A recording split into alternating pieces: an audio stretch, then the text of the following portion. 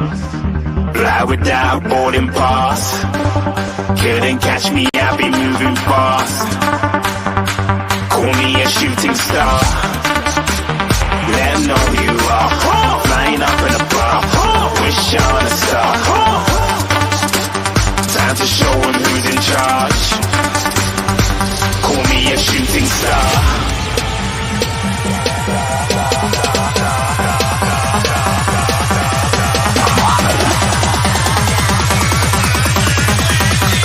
Shooting stars. Didn't even get to cross.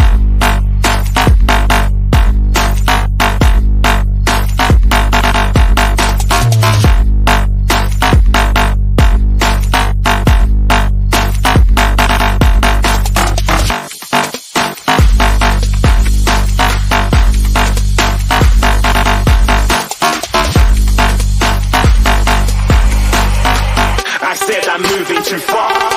Get to glass.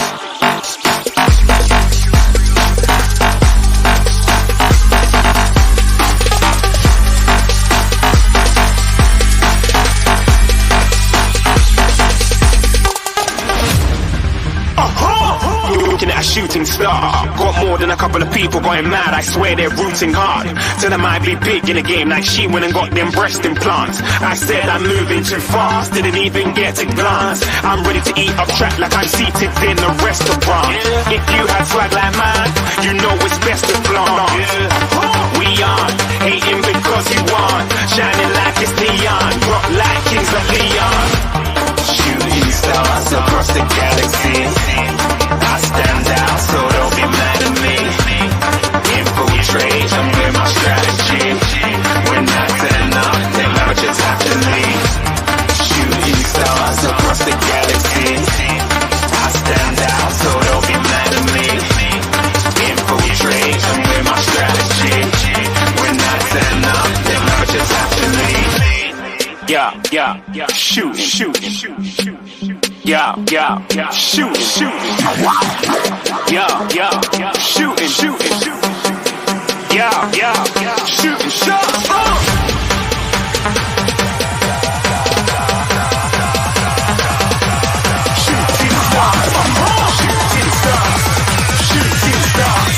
Shooting stars. Didn't even get to cross.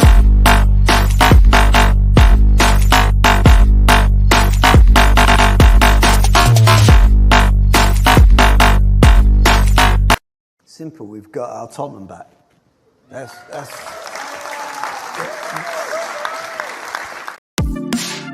the first game we look for, Robbie. Tottenham away. When we got Tottenham away.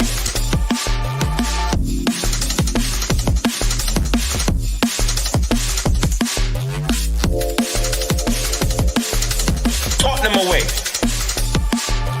When we got Tottenham away.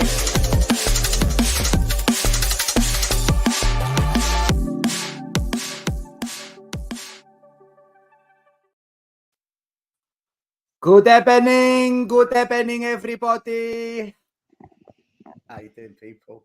Welcome to Tottenham Way, the best place to be in town if you're a Spurs fan on a Monday night. Thanks for joining us, as always. 100 people in the building already. Smash like, subscribe. Oh, my God. There's so much to discuss tonight. Social media meltdown, YouTubers meltdown, podcasters meltdown. If you dare challenge anyone, be prepared for a bloodbath. We've got our Tottenham back, people. The only thing that we've got to keep us sane is good evening. If you watched yesterday, you might have seen the announcement that we have a channel sponsor now, Arsenal Tears Beers. Unfortunately, we've lost the sponsor. But we've got a new one. Prime is now sponsoring the channel. Big up to you. Thank you for stepping in and doing your thing, hydrating all those Arsenal fans. Guys, how you doing? You know what? Chelsea just scored their fourth goal. Cole Palmer has scored a hat trick within half an hour already. And I'm like, already, mate. He scored a hat trick in half an hour, and now they're just gone 4-0 up. It's not even half time yet. I don't know. Look, guys, I'm good. As good as one can be over the weekend. It was a long trip up north and back for that. But 95 minutes to one side. It was actually a good day in Newcastle. I have to say, it was thoroughly enjoyable. But the game aside, which we'll get into, I'm sure. Yeah, what can one say? And then obviously yesterday was it was like the shock of weekend results. And yesterday was yesterday afternoon, Unai Emery pulled one out of the bag, which kind of, I wouldn't say took away the hurtful Saturday afternoon, but it just made it a little bit more bearable, I suppose. Yeah, it's Man City's to lose now, isn't it? Yep, Man City's to lose. JP, how you doing, my man? How you doing? So listen, that's all I've got left. I'm shameless. I'm a loser. I'm broken. Spent a whole day traveling there, traveling back. All I've got left is Arsenal's misery. That's I've got nothing else left. All right, JP. Keep it up, brother. Keep it up. Keep it up. Yeah, kind of as Iggy said, it was an exciting time with us. It was a good trip going up there. Early morning on the train, early start. I have to say, big up to all of the people that we bumped into and spoke to in Newcastle, to like all of the Geordie fans. Absolutely ace welcoming people. fans, welcoming very welcoming. We had a laugh, we had a joke with them, we made a couple of videos and stuff. Big up to the two boys. I think Chocolate was one, right? Cadbury's, Cadbury, and Ollie. If they're watching, big up, guys. And Ollie. Big up Cadbury's and big up Ollie. And their dads, or yeah. Auntie. Big up to them. Dads, uncles, great guys. We had a good old time. We went up there, walked all the way up those steps, got to the top. The hot dog was nice. Football was crap. Came back home. And even on the train back home, we got talking to a couple of lads on there, and I think we made a video with them as well. So, outside of the score, it was nice, kind of us spending some time together. But literally, the whole point of you going up there is not really for that. It's really to see a team win, right? And not even to see a team show up. It was just effing embarrassing. But hey, who told you we lost? I didn't even bother looking at the. I didn't even bother watching the games yesterday. Well, the girls made the cup final. The girls made the cup. We won in life. We won in life. I think that's what he's getting. We won in life. We did win over the weekend, and they did make the cup final. The women. Big up to the ladies. Big up to the ladies. Cup final. Do you know what? I was more excited watching that than I was the Newcastle game. Do you know, I was really tempted to go to that, and then in the end, because we got tickets to get to the men's game, I was like, I don't know about Saturday and Sunday. I'm not sure the missus would be too happy, but wish I went on Sunday now. I'm not gonna lie, right? I'm not gonna lie. I'll be honest as well. I'm not someone that watches too much of the women's football, right? But I was cooking in the kitchen, and I had a football in the background. Cooking. I was cooking on Twitter. I was cooking on Facebook. No, I was cooking in the kitchen, and I had the football in the background. And when I heard the goal go in, I went over to watch it. And then when the final whistle went shortly after, and they said Spurs are going to the cup final, I'm not just saying this for theatrical responses. I nearly shed a tear. Like, I got emotional because Tottenham final, and I thought, because if we don't do it, you forget what it feels like. On the way to Wembley. That's the first time the ladies Spurs are going to do it again. You start singing it. It's the first. But when I saw people just genuinely happy, genuinely celebrating something worth kind of celebrating, because you haven't won it yet, but I just thought, I just got a little bit emotional, man, because I think supporting the men's team has made me like Satan. Bitter. Look, at the end of the day, devil, man. Get into a cup. I live in hell. Get into a cup final, regardless of what the outcome of that final would be. It's always an achievement, man. It's not for It's the ultimate. You want your team to play all the way to the end. So fair play to the girls, man. Hopefully they go on now to finish the job off. I did go and see him actually a few months ago. I went to White Hart Lane, like where they played Arsenal. So me, Ellie, Cameron, so my daughter, and kind of like two boys, Cameron and Alex, went along. Saw him beat the Gooners. So that was good fun. It was good.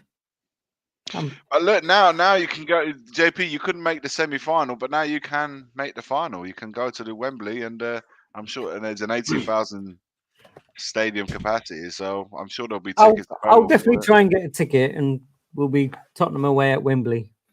There we go. Tottenham away represent. Lee, you're back from your sabbatical. How are you? Yeah. I'm good. Big up the ladies. I watched that match yesterday, and as I said, I was more excited watching that than watching the Newcastle game. To be honest with you, glad to see him in the cup final, and other than that, I'm a little bit drained.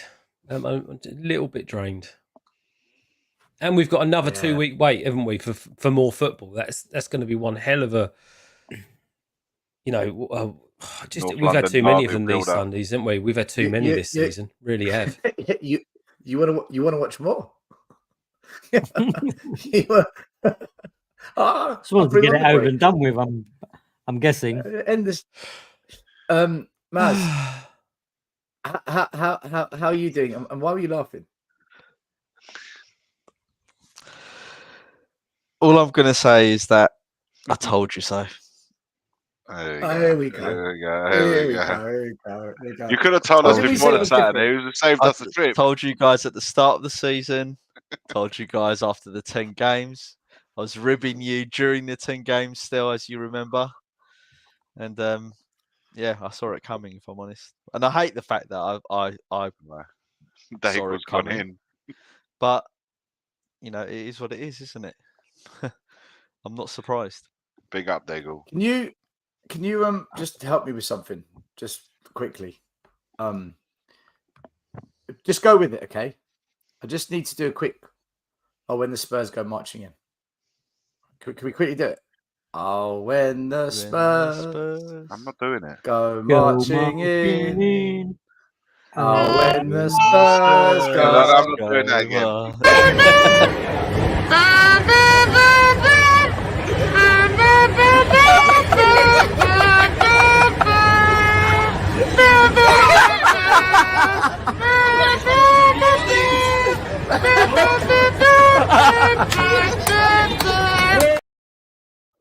Things were so good. We were so good. We were so looking forward to it all. And then it just went south very quickly. Right. We was having drinks, enjoying the day, looking forward to the game. And then it just went vroom. What no one sees, because like an idiot, I stopped recording. These two Geordies. Oh my God, I started throwing coins. Giving him 10p. That's what I was busking, man. They were like, plastic cup out. There was a few people walking on the side bit. There's a walkway there, and they stopped as soon as I played. They started giving us.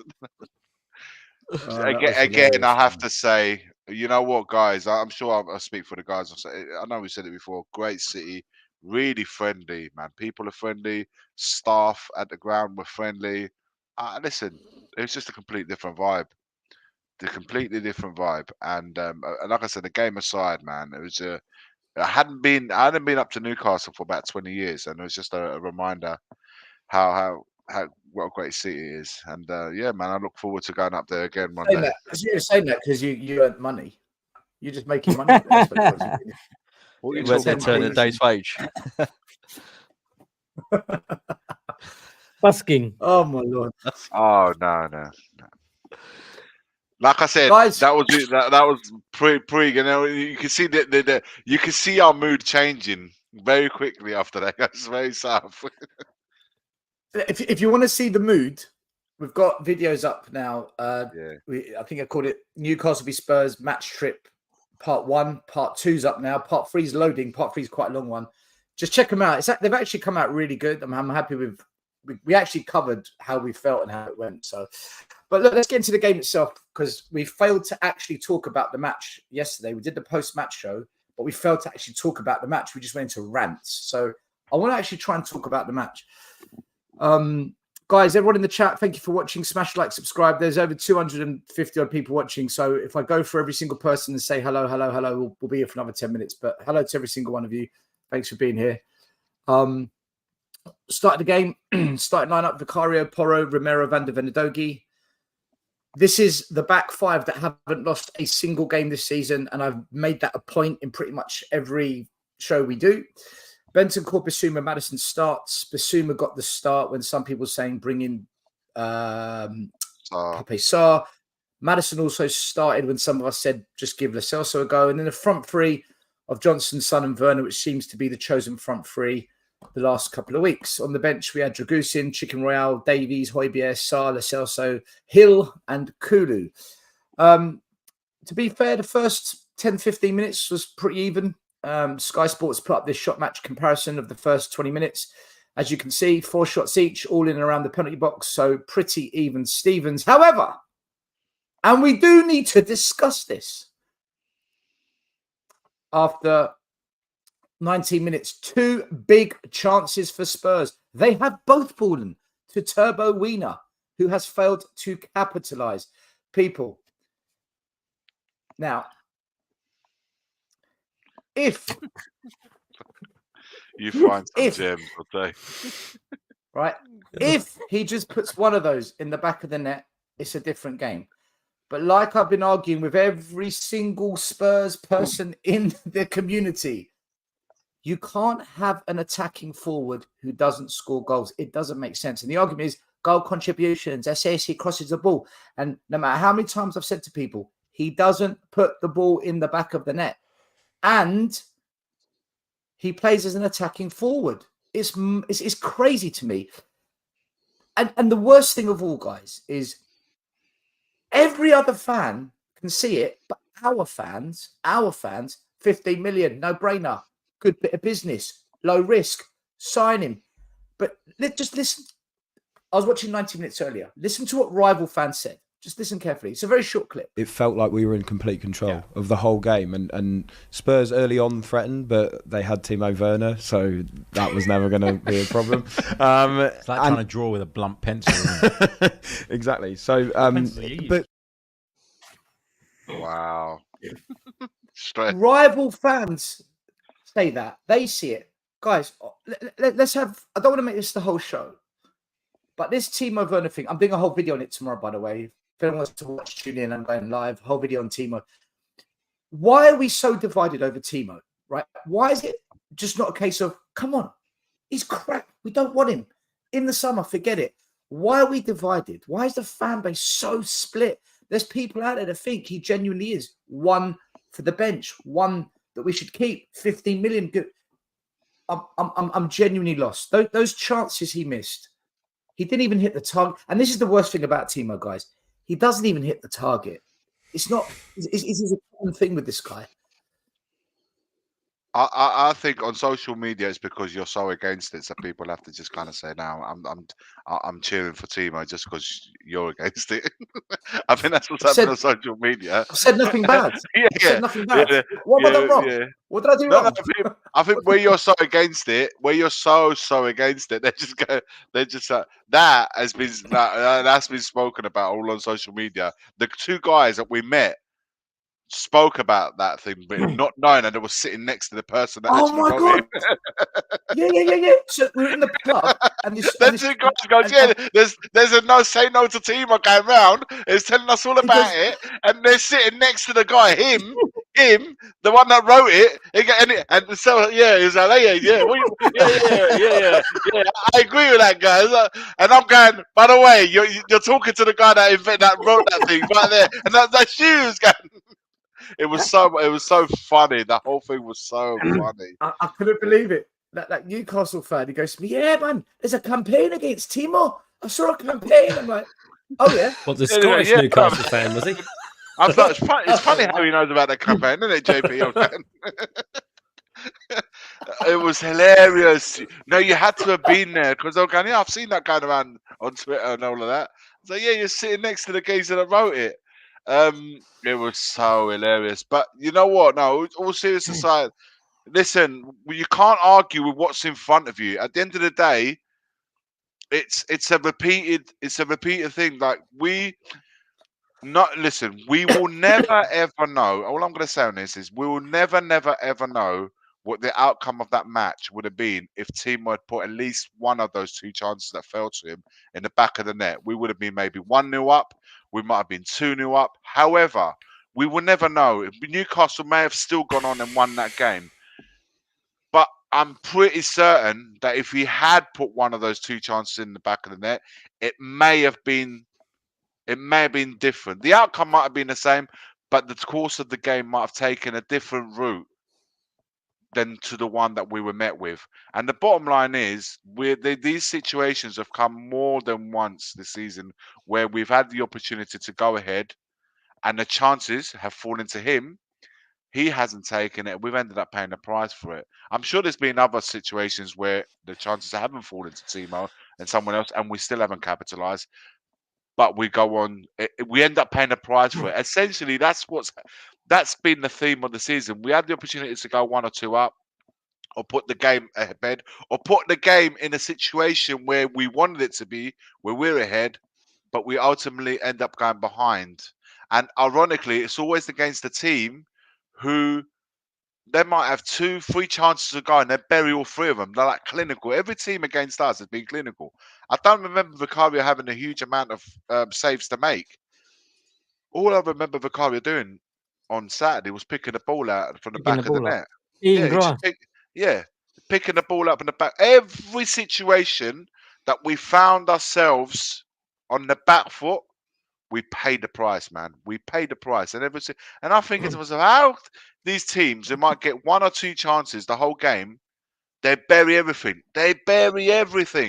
And we having to go 1, 2, 3 chances before ultimately we take an opportunity. And like I said, and listen, if they fall to Timo, that means that he is getting into those positions. He is getting to those right areas.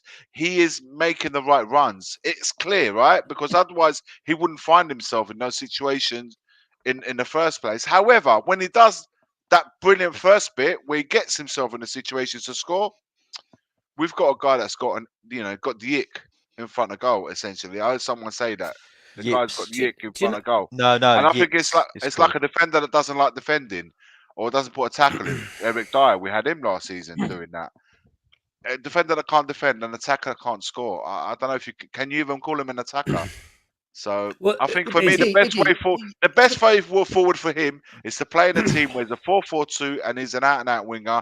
Then the responsibility isn't so much on him to score. But in this situation, the way we play, we need an attacking forward. Why do fans want him though? That's my why is I don't know, because they bought into this system. They've bought into this talk. Sorry, lately. They've bought into this thing that we can get him at a cut price. Yeah, we can get him at a cut price, 15 million. Somewhere along the lines, it's a good deal.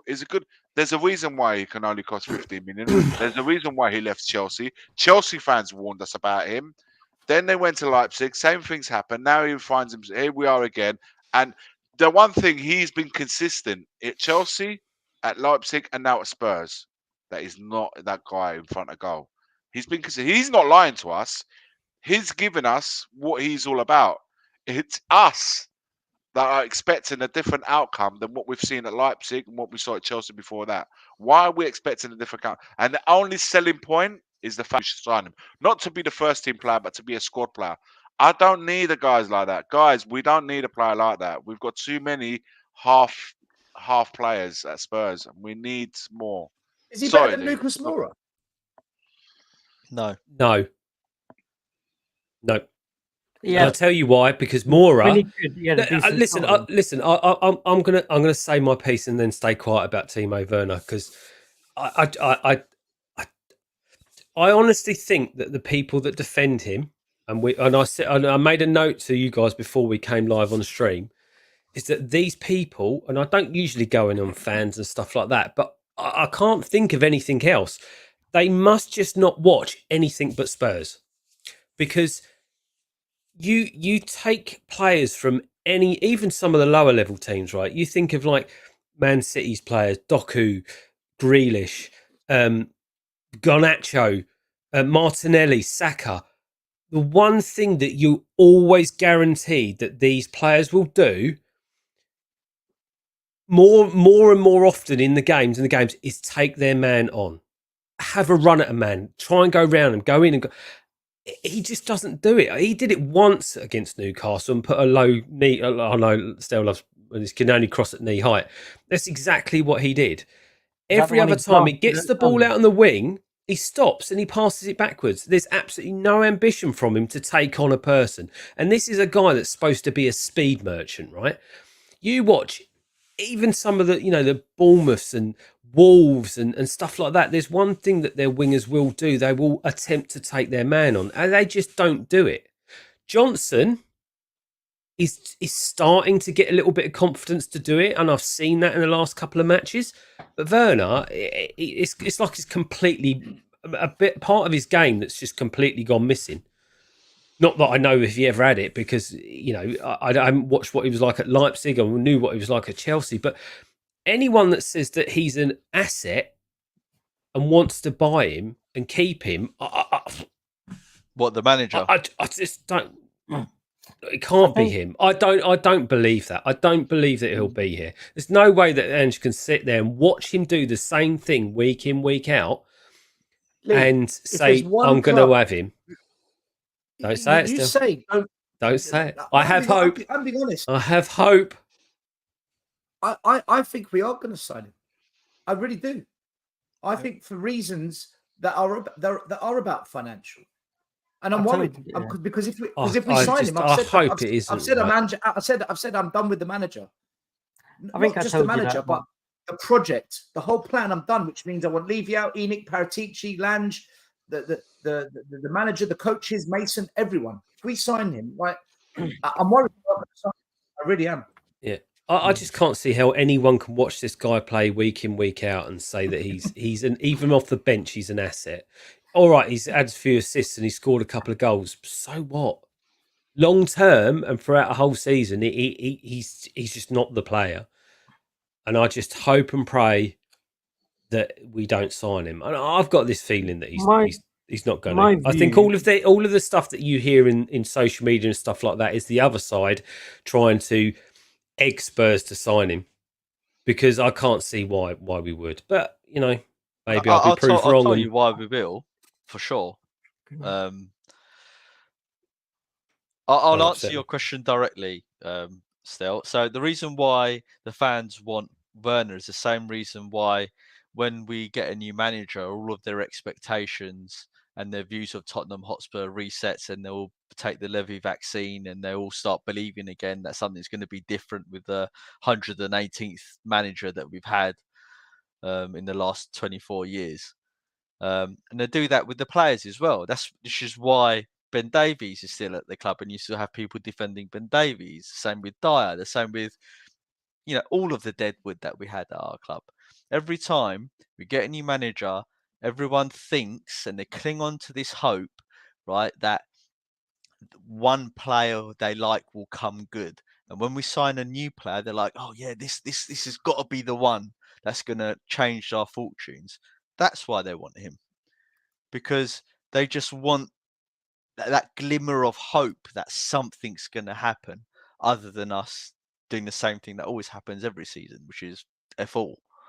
So that's why. Now, the reason why Tottenham will sign Werner is because there's so many players that will potentially go out the door due to contracts being cancelled, i.e. Ndombele. For example, Lo Celso will likely leave. Højbjerg will likely leave. Richarlison, if we get a bid from Saudi Arabia or some other club, they may take the opportunity to sell him, although I don't believe it. I think he will just stay another season. So to me, based on the numbers that will potentially leave the club, they'll be like, well, we have to sign him because who else are we going to get within that summer transfer window? So for me, it's a done deal. They're going to do it because from a business point of view and just from a numbers game and how much work that they've got to do in the summer, they'll probably just take that as a hit and just sign him. Listen, I don't know how many people. I don't know whoever I spoke to, even in the stands on Saturday, yeah. And after that Werner chance missed, I didn't say anything. I on the day, honestly, I'm one of those guys that I don't criticize the player. I'll save it to after the game. I kept Yeah, quiet. I didn't. During a match, I have this thing where I don't slacken players off. From minute 1 to 95, I just won't do it. Doesn't matter how much they bad they play, and everyone played pretty bad on. But I'll say after the match, I can say whatever I want. But I was looking round when he missed that chance. Every one of them was all muttering, he is effing, and he's like, I can't believe he is useless. He is this, he is effing. I could see it all around me. And I'm thinking, right, so these guys are seeing what he is. We speak about what he's all about, and he's clearly not what we need. So who's fighting this guy's corner? Is it people defending him just because is it people online defending him because just so many people are so anti-Werner that someone feels like, you know what, I have to defend him? Is it trolls that are stepping in saying, no, sign him just to wind the Spurs fans up? I don't know who's defending his corner because anywhere around, everyone knows. Honest. We had a conversation. We had a conversation a little while ago, right, about fans suddenly getting involved in finance and wanting to talk about finance as if they're almost, the football aside, it's making an excuse almost because of finance, right? So suddenly all these fans and all of are that. almost getting on board with this Levy train of thought to almost say, do you know what? 50 million is a snip. It's a snip. JP, it's JP and Iggy. Let's be truthful, right? It's the Spurs marketing department, right? The influencers that they tap up that's bringing out the message of the club, right? and the message is oh look, we've got this new player. He's cheap. He's low risk, right? He could potentially come good. So then all of the channels just parrot out that narrative, right? That's the truth. But what I find difficult, Maz, is that everyone's got their own set of eyes, right? Well, they lie to themselves. While you can listen to somebody and maybe hear what someone says, or be it whatever social media clips and stuff like that, at the end of the day, you still use these two things when you watch a game of football. And you must have an own idea in your mind of what you want to see, how you want to see it work out, how you want to see it end up. And you want to see the player on that side of the pitch, take that man on and either put in a good cross or score a goal if he's a left-sided forward or a right-sided forward or even down the middle. That's the ultimate why you're watching the game of football, right? That's the danger of pride, right? That's the danger of not wanting to be wrong. That's the danger of, trying to have this positive mentality rather than a realist mentality on things. Listen, there's a reason this guy was 4th choice at Leipzig. Yeah, exactly. In the Farmers League, 4th choice. According to Ali Gold, according to Ali Gold today, a number 6 and a number 9 is priority at Spurs this summer. So let's go with that. In regards, by the way, I'm seeing a lot of. I don't believe anything he says as well. Yeah. I don't believe anything I'm saying any of these people say because he's the ITK. He's part of the PR machine. I'm just saying what he's reported. Whether it's right or wrong, I'll leave it up to everyone to decide. Again, I also saw there's a lot of Darwin Núñez versus Werner going on. Listen, Darwin Núñez may miss a lot, but he scores a lot as well. So there's a balance. He does miss a lot. He makes himself a nuisance. Werner, you cannot say he misses a lot and he scores a lot as well. One thing I said to Stell. Núñez is a better run. For me, he's a better player and he's much more useful to the cause than Werner is, I have to say. Based on what we saw this season, it's not even a competition, guys. But one thing I said to Stell the other day was when he's playing, or if he comes, let's have him as this impact sub or something like that, or a squad player. When he comes on, what do you think the defender's scared? JP, they were leaving him on his own on the left-hand side the whole match. Did you see it? They were leaving him over there. But also, what I find with him and what Not just this match, Iggy. Not just this match. You can see it every you know week. what, Lee? What it is? Honestly. It's on TV, you may notice it and you may not. But when you're watching the game live, and I went to Luton and I went to Newcastle, mate, they leave him out there on his own. The right back can stay about 20 yards away from him and he's not even concerned. He doesn't even look over until he becomes live in play.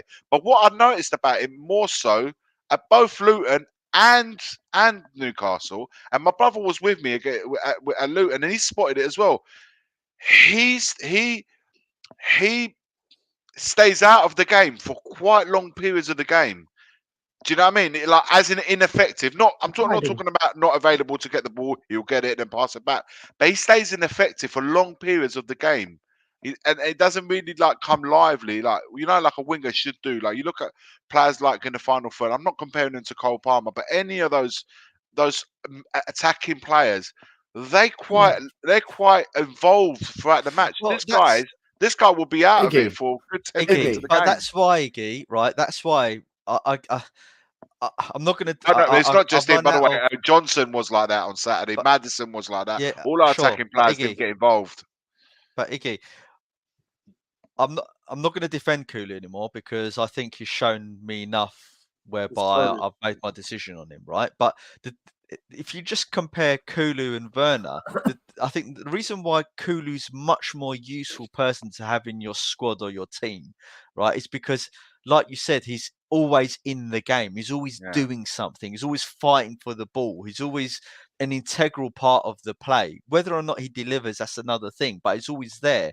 Whereas with Werner, like you said, he disappears for large portions of the game. That's I actually thought Kulu looked like a slightly different player when he came on against Newcastle. For the first 10-15 minutes after he came on, I thought, actually, it's almost like we're behind. He's got to chase something, and then he just dropped off again. Lee, completely. The only reason why he stands out is because the others are so bad. So bad, yeah.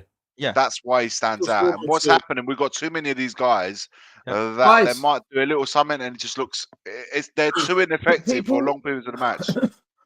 We had 70% of the ball, 70% possession, and the 30% Newcastle had.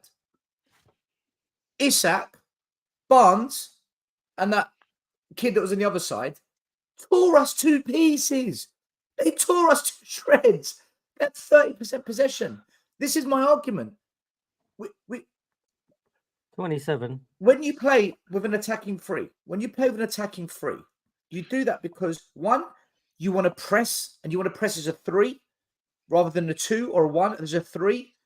And when you win the ball, you can lay it off to one of the other two or beat a man, create, get a shot away. You have to be able to score. And I've said this 1,000 times to people. Werner is not a winger. We don't play with wingers. He's an attacking forward in this system. If you want to play him as a winger, don't play with the front three. Attacking forwards. They invert. The best team that did it was Liverpool. Mane, Firmino, Salah. Wide players. I've decided that position, right? But JP, the wide players were Robertson and Trent. So for us, it should be Porro and Udogie. But they invert. They're told to go to 10. So there is no width. So what happens is you've got Werner, who is probably better at being wide, but he needs to be inside for the system to work. And when he does get into the positions, he's awful at one-on-ones, open goals. He's awful. But I've been saying Mane, Salah, Firmino scored 50 goals. Yeah, but Maz, the argument here is the reason Timo shouldn't even be a bench player. He shouldn't even be in the squad. Because when you make a sub, you want an impact. Trossard comes off the bench. He scored 13 goals for Arsenal this year. 13. Trossard, that's an impact sub. That's someone that comes off the bench and plays in a front three. Werner's not going to do that. So why do we even want him as a backup? Because he's better than Gil. Gil's shit as well. He's better than Kulu. Yeah, I know. I know. 100%. That's my point, which is why I've been moaning about this system, right, and trying to understand it for the whole. Sorry, Amara. I'll say this point and I'll shut up. Right. I've been trying to understand this system, right? I've been moaning about it and asking questions to you guys for the last 4 months about this system. Why is it so narrow? Why does the inverted fullback system look so crap? Right? You know, why are we only trying to create tapping chances? And I've come to the conclusion that it's because it's a crap system. Because if it was a really good system, then Liverpool will be playing it and Man City would be playing it. But they don't really play that exact system. And if they do play that exact system, right, then they're obviously implementing it perfectly. But they don't. I've got some words to say on that later. I won't talk about it because it's not about the game, but I've had some real thought about that. I got some very I have a very, very harsh rant coming up. He'll let me know when I could go on that rant. The only thing I will say about our offense is our forward three it was just atrocious. It's just atrocious. Everybody knows that Newcastle has so many injuries. They are leaking goals. Even when they win games, they're leaking goals. You could talk to Strasbourg Steve, who's the biggest Newcastle fan on YouTube, and he would tell you, you can score on Newcastle.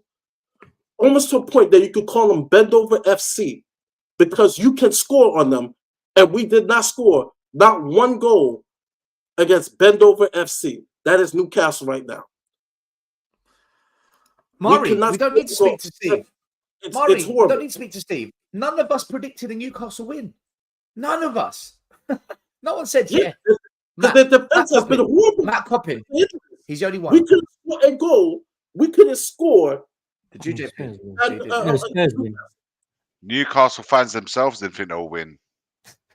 Still talked them into it. I was asking them. Yeah.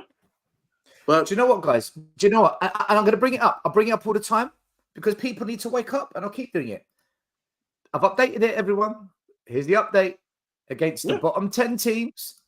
You can see lots of blue and green and red. These are the goals and the assists by Richarlison, by Johnson, by Werner. As soon as we look at the top 10, look at the drop-off. This is no joke. These are facts. These are true events. These are things that have occurred. Look at Johnson. 1 assist in 15 games. 1. 3 goals in 15. Okay, take away 3 or 4. Maybe he's missed a couple of games, injury, whatever. Okay. But it's still bad. Richarlison, 2 goals against the top 10 teams. Like, I don't understand where we're at, guys. Look, I'm genuinely lost with how fans are defending this. I think so. I had to watch it on I flew over to Singapore to watch it on StarHub, and I had to fly to Singapore. And I think it was Tony Cascarino. It might have been Tony Cascarino that was doing the commentary for it. And on the 84th or 83rd minute, he summed up not just this game, but I think a lot of the other games as well. He basically just turned around and he says, I don't get it. They're doing exactly the same thing. Every time they get near an opponent's box, they're doing exactly the same thing. They've just got this. It's like they've got this semicircle arc around the penalty area, and it's almost like they've been told you're not allowed past this line unless you do something specific. There's no balls going to the back post. There's no crosses coming in. They're just doing the same thing over and over again, and it must be so easy for people to defend against. And I said, absolutely, that's just what I've watched for the whole game. As soon as we get near the box, all we do is pass it backwards and forwards, left and right in front of the opponent's box. We just we've got no idea how to pass a ball through the line or this whole Ange system. There's no movement up front. We were sold this Ange system, right? Where, and I specifically remember people describing this and watching the YouTube videos and stuff like that, and I was expecting the likes of Maddison to be getting the ball on the corner of the 18-yard box and whipping balls into the back post, and it was supposed to be that type of. I don't ever see us doing it, and forget about this whole we haven't got a man there, but it doesn't matter. Even if you do it 10 times and you score 1 out of 10 times, that's a goal. At the moment, we're not even attempting. It's like we're completely devoid of attempting anything when it comes to being in front of the box. And it's mind-boggling. It's bamboozling. When I sit there and go, I'm now having to go on a Saturday morning or a Sunday morning where I've got a squad of boys that are 80% Tottenham fans, and I'm having to say to them, like, you know, they're all going, oh yeah, but, you know, Son, all this kind of stuff. It's like, don't play like them. Don't mirror what they're doing, because it's awful. It's absolutely awful. And I'm just have to like teach them completely different, because I don't get it. I'm struggling to get the system. Lee, I really am. I got the leash. Still, I just got the leash. I just got to. First of all, last year there was an apology letter that came out from this team. They're gonna have to write another apology letter to all the supporters who went on the road to Newcastle. They didn't offer Stell, Iggy, JP, and the rest of the fans a refund. They didn't offer them a refund, right? For that pathetic performance that we saw on Saturday. You would think, after getting their ass whipped last season, allowing 6 goals last season, they allowed the same piece of trash performance again in the same place, right?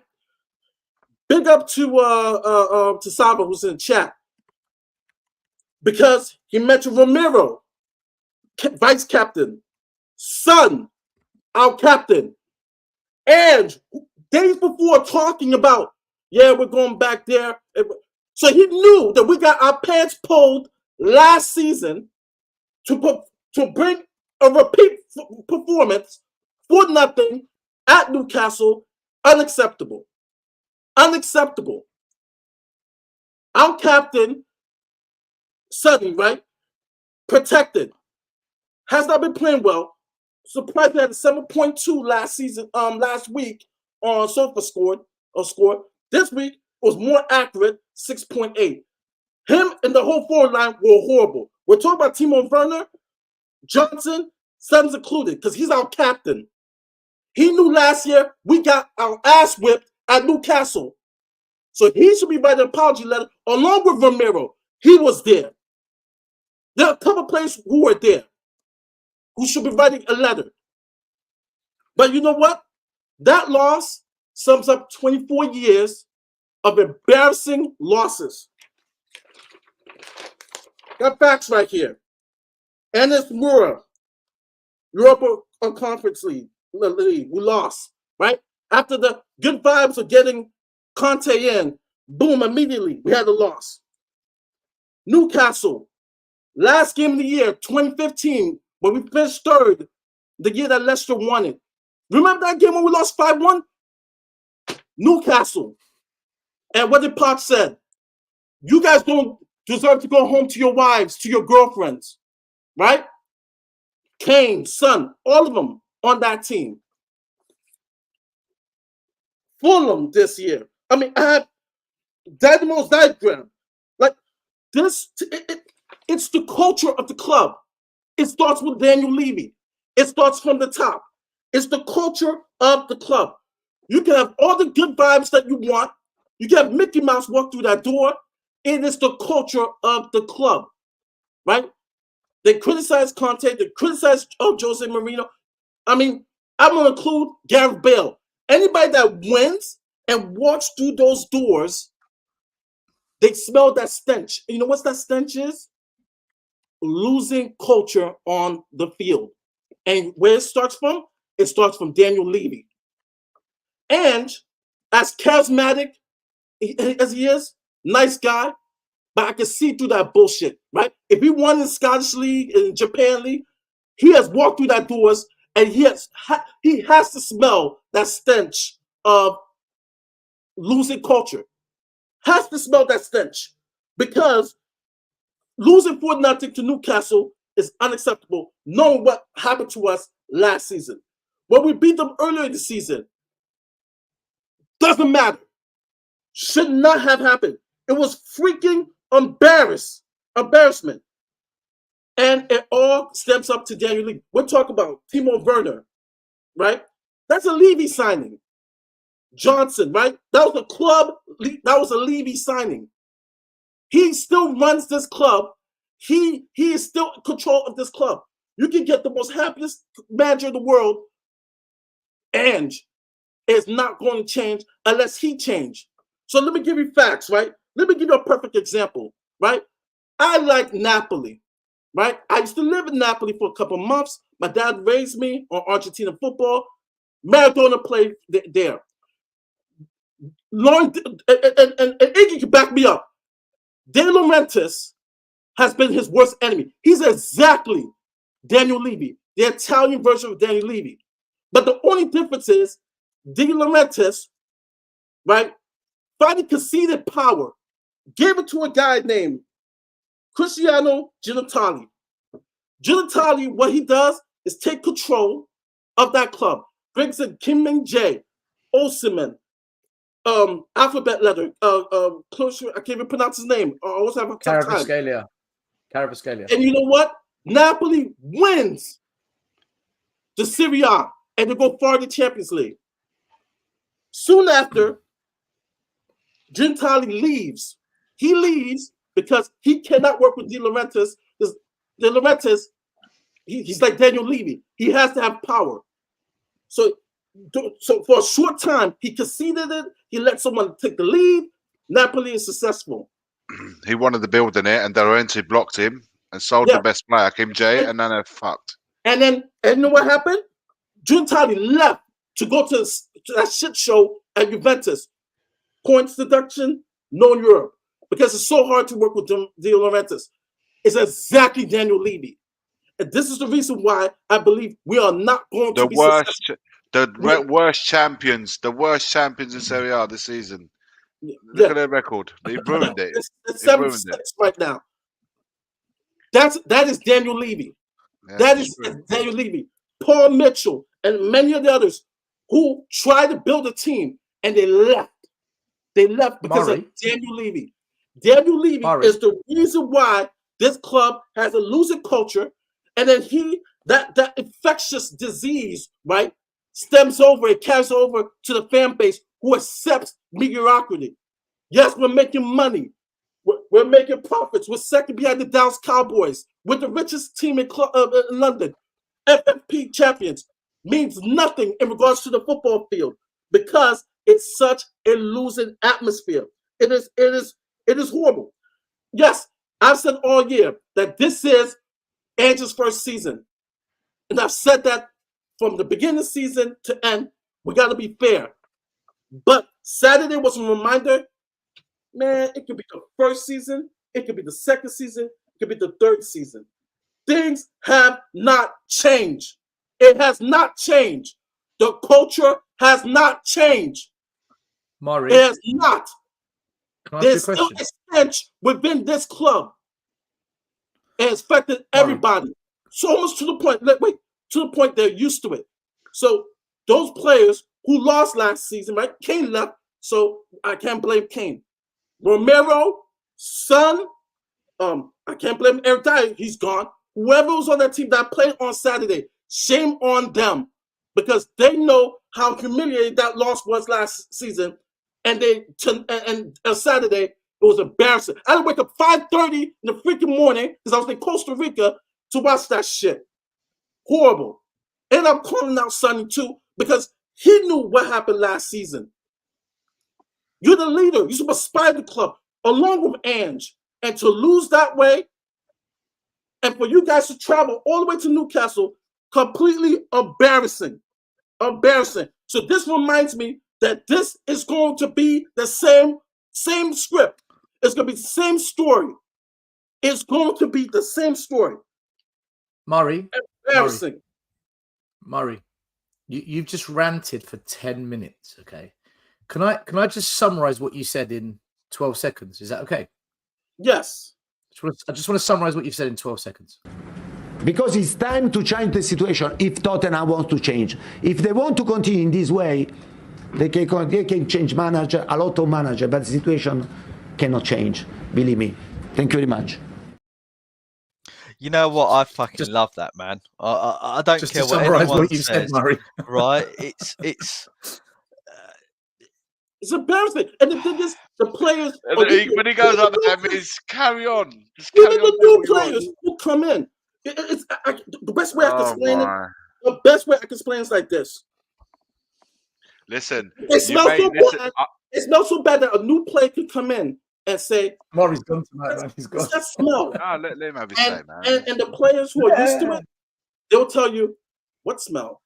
Right? It's almost drinking contaminated water. When you're so used to it, it becomes you. That the only person who can understand that it doesn't taste bad is someone new. Conte, when he first came in, damn, it smells here. It smells like losing. Jose that comes in, damn, it smells here. Even the comments from Gareth Bale when he came back to Tottenham, just like coming from Real Madrid, right? You could tell the difference, right? And unfortunately, it's affected all of our players. Harry Kane, to Son, Romero. It's a stench within this club. It is. And the only way you can get rid of it, got to get rid of Levy. My last words. I told you what this club is, Mari. Out. It's a safe space. Out. This club is a safe space. That's what it is. It's not. I don't know how else to explain it. It's almost like it almost feels like some of the players you can't get rid of them because it's almost they feel sorry for them, or they don't want to leave their friends or something like that. It feels like they've built some kind of like primary school place where there's no cutthroatness to it. Because they don't want to talk about the tough problems at the club. They don't want to talk about it. They'd rather. It's back to the debate we had with Sonny and Barnaby. They want, they just want to be positive, but they don't want to be realistic and talk about the problems of the club, and deal with the history and what's happened over those 24 years. And I'm going to be honest as well. Bless him, but I like Alex box office, right? He's been spot on with a lot of the stuff this season, but he's also to blame as well, because last season's and the season before, he didn't want to talk about the board, and now all of a sudden, every time he goes on, he's always talking about the board and Levy and all this sort of stuff. Now, why now? You should have been talking about it last year when we were. Well, maybe he's seen the light now. Maybe now he's seen the light. Maybe he has. But what I'm trying to say is that the whole fan base needs to wake up, right, and understand what's happening at this football club. And I knew from the start of this season when Ange came in, I could see it, and the first 10 games I kept quiet because I didn't want to come across as being an absolute, I won't say the word, right? And I wanted to give Ange a chance, but it doesn't matter what manager it is. The same thing is going to happen every single year. As long as we have Daniel Levy at this club with that mentality, right? As we've said 1 billion times, shit rolls downhill, right? And it touches everything. Maz, the problem guys, this here, Iggy, this here for me is the biggest problem. This is the biggest problem, right? Eugene, you came on the show the other day. Where was this energy when you wanted to debate me? Because you didn't bring this. Most intelligent fans knew that this season will have ups and downs. So therefore, if you didn't know that, you're thick. You're not intelligent. I've seen this for 24 years, my friend. 24 years. You're new to this. You haven't supported the club as long as me. You haven't. Especially given the quality of the squad. We signed 9 players under Ange. 9. We've got the same points as last season. We've got the exact same points. We conceded the exact same goals with a much better defence. What you saw happen at Newcastle yesterday would never happen under Conte. Hate him as much as you want. Hate the guy. That wouldn't have happened. Maybe he wouldn't have scored as many goals. But to say no need for a meltdown, you don't get it. You still don't get it. Eugene, imagine getting your ass kicked by someone a week ago. You don't get it. And then going back to him again and getting your ass kicked again. That's what happened on Saturday. That is uncalled for. That is absolutely uncalled for. We were awful. We were shocking. I love Ange, but I'm tired of this charismatic talk. I don't love Ange. I'm going to be honest. I've fallen out of love with Ange now. City and Arsenal coming up. Hey, mate, we'll be okay. Maury, why do we love Ange? I want to see action. I want to know. I want to see fight. I want to see pissed off players to go on the field and fucking fight against Arsenal. Fight. I'm not saying win the game, but fight. I don't want to hear no charismatic talk. Where I'm from in New York, Talk is cheap. I want to see action. I want to Mari, see action.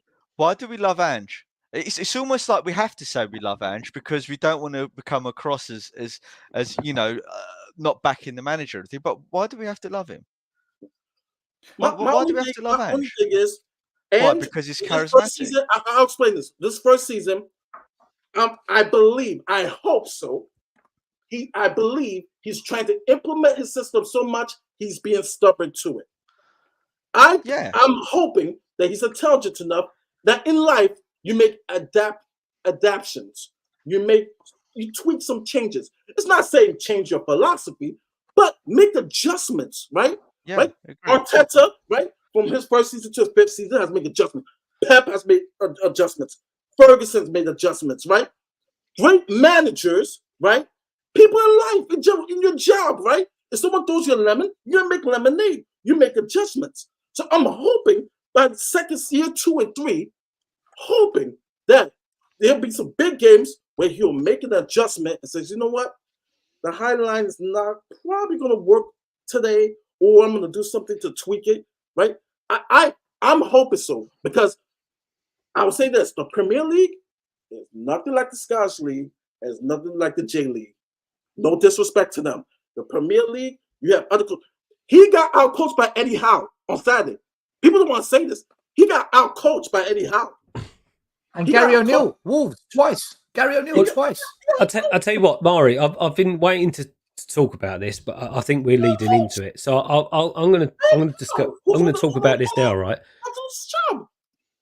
So, like most, I'm not. This season's done for me. It's just game by game, see where we're going.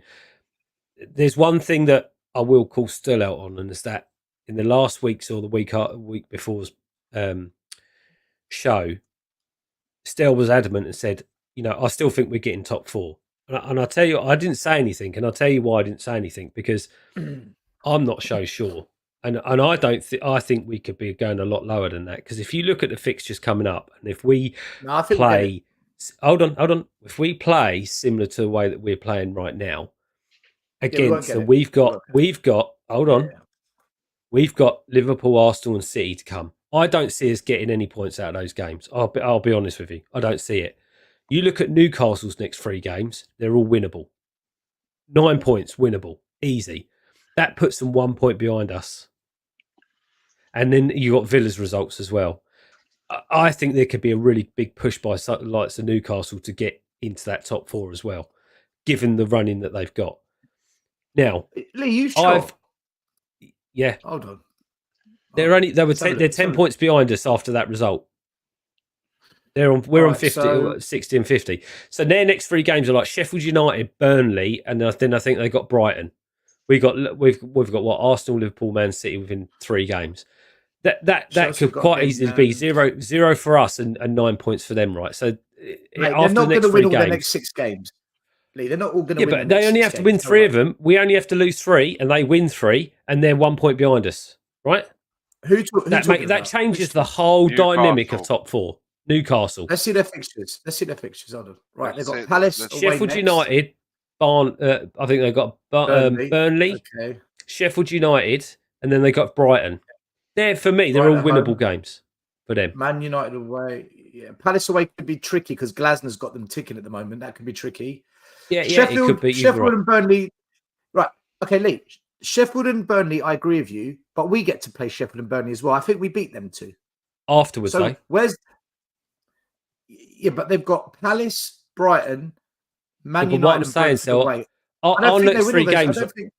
Mate, our next 3 games, though. Team that's 10 points behind us, man. Like with no confidence. That's how bad things are. Fuck. No, I disagree with Lee on this. I don't. Listen, I think the gap's too big. I think. If it had been a bit closer, 6, 7 points. Villa, 100% can beat us to 4th now, 100%. But they were always our rivals. I just feel Newcastle, United, and Chelsea. I think the gap's just too big with only 6 games left. I think we'll stamp it here. We'll come back to it in 3 games' time, and we'll see where we are. But what I'm saying is that creates a completely different dynamic at the end of the season in those last 3 games. It really does. Well, that's a meltdown. But anyway, that's I know. meltdown territory. But so this is where I'm starting to. I've been thinking really hard over the last couple of days on this, right? And for me, season, it is what it is. We finish where we finish. Not really interested in Champions League football. More interested to see what we do in the summer and what Ange does next in the summer and what he does with the team next year and the way that he's talking about this. You know, we could go for the title, all this kind of whatever. My issue is, and my worry and concern is coming now, is that we've seen it. My opinion is we've only had one really good game this season, spits and spats here and there, and that was at Burnley. Villa. The first 10 games for Villa, but we didn't get a result out of it.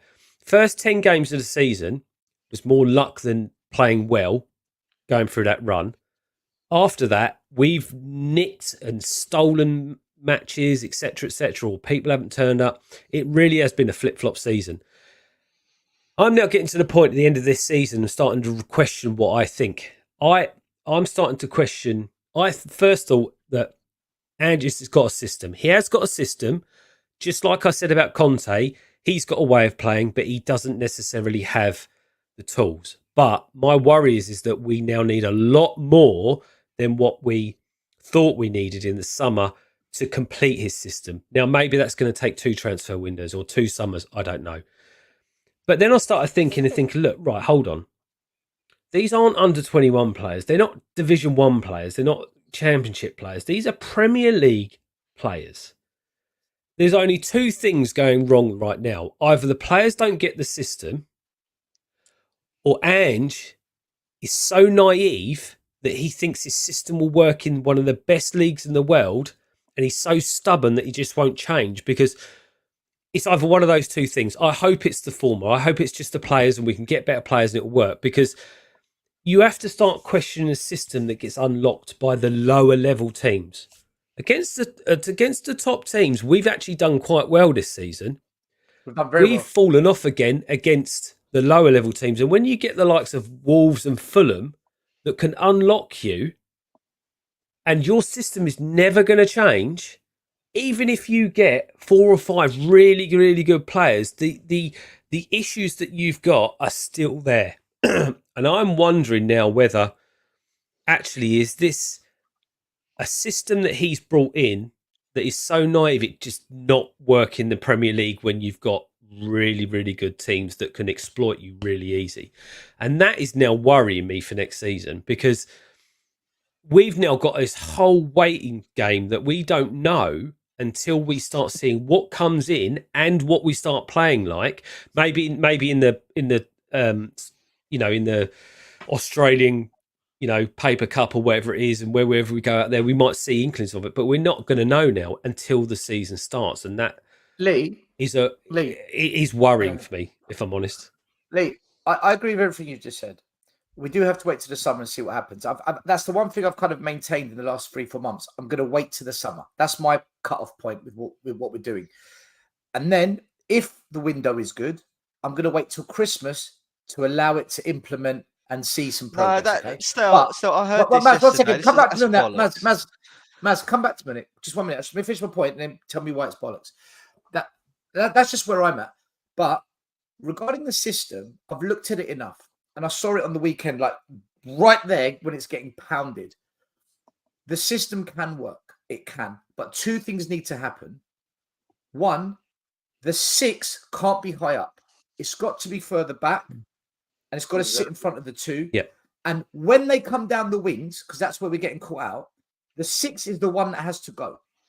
That's what Wanyama used to do. That's what actually Højbjerg used to do under Mourinho. Right, it has to go wide, not someone else. And then we get pulled at the back and cut open. That's the first thing. So that's on Ange. That is purely on Ange. Nobody else. Only Ange can address that. The second thing is, for this system to work, which I believe it can, you need to buy top draw players that don't lose possession of the ball, that keep that ball moving with intensity, crisp football, and that can finish high up. Because where we lose possession is what costs us, and it's where we're sloppy, and playing out from the back, we're sloppy. Man City kind of play how we do, but they do it crisp, accurate, quick. Look at the players they sign. And I'm now going to contradict what I said. I don't think the system will work because and just said, we're not going to be signing those players. The only way and that's what worries me. And that's one really quick question can I ask then. But so that's why I'm just contradicting what I said. But let's see what in the summer if that's what happens or not. If we got a decent 6 next season, that can be a top draw 6. JP, that can do that. Go left, right, and help that back. That's four. half the problem. Then that's half the problem. This season, he's embedded into the players the fact that they can play that inverted where the centre backs are. Van der Ven's got his pace to cover. Yeah, but the players aren't good enough, JP. That into him, right? It's not. Not that's not half the problem. But this is my point. Hold on. This is my point. This is my point, and why I'm getting worried, right? And this is why I'm saying it's not the play. Listen, guys in the chat, I'm not Ange out. I'm really not, and I agree with Stel. I think his system requires absolute precise and capable players. But right, just for argument's sake, we get a good number 6. We get, and theoretical, this is completely theoretical. We get a Nico Williams, we get Elise, we get 2 attacking front players, and we get a striker. Okay, so that happens, right? Oh, actually, okay, all right. Now let's see this. But what happens is first 3 games of the season, we play these players, and we're still getting cut up. We're still getting people running the likes of Fulham beating us on the break. Are we now going to blame the defence? Hold on. If that still happens, right, and the same frailties are still there, are we then going to say, well, no, actually now the defence is not good enough? When we're saying we've got the most solid defence that we've had for a while now. No, then it's on Ange. Yeah, exactly. Is that what it's going to take for people to go, actually, this system is not great for the Premier League. It shouldn't be here. No. I think this is where we got it wrong. When we got the manager, this is a continuous, same shit, different day, right? This is all. Yeah, this is where it's all heading. By the way, JP, this collision course is heading where Ange will lose his job. And I think what's happening right now. One, bunch of flip-flops. This manager, the same way as Conte did, the way Mourinho, each of those managers have a very clear idea how they want to play football. You can argue how, if you like that way of football or not, but this guy plays this way, this guy plays that way, and Ange plays his way. All 3, or let's move on to Ange, right? Because Conte and Mourinho have gone. Ange requires specific players. You guys have just been talking about it. He requires top-notch players to play this level of football in similar to the way Man City do it. Okay, the reason why his system is failing or is not perhaps going to the way that he wants is because the technical players need to go up. So maybe maybe some people may call naive, others may call this is stubbornness. Whatever way you look at it, is that he's going all season consistently playing this way because he can now identify who can do it and who can't. At the end of the season, the only thing that should be happening is the ones that can carry on, the ones that can't, see you later, and get the players in to do that system and to play exactly what you brought that manager in for. That's it. Like Stel just said now, you need to bring the players to play at the higher crisp, to play it as well as you possibly can.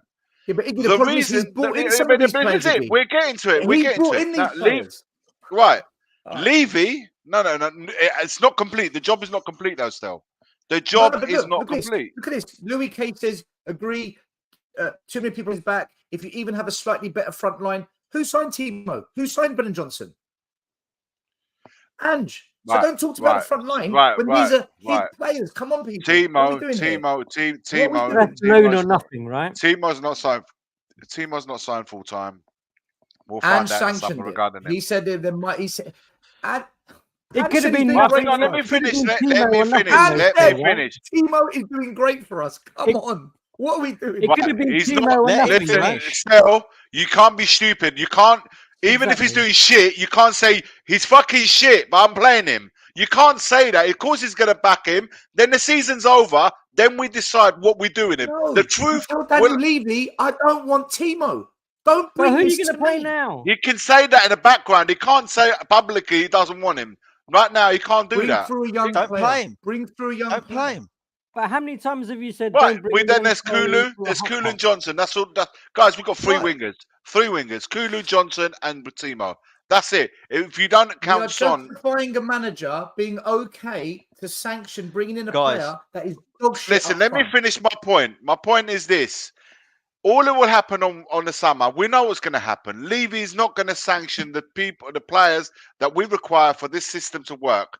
So what would happen is Postecoglou will carry on the way he has this season, next season. It will fuck up because the system can't get any better than what it is right now because we don't have the full players as a whole.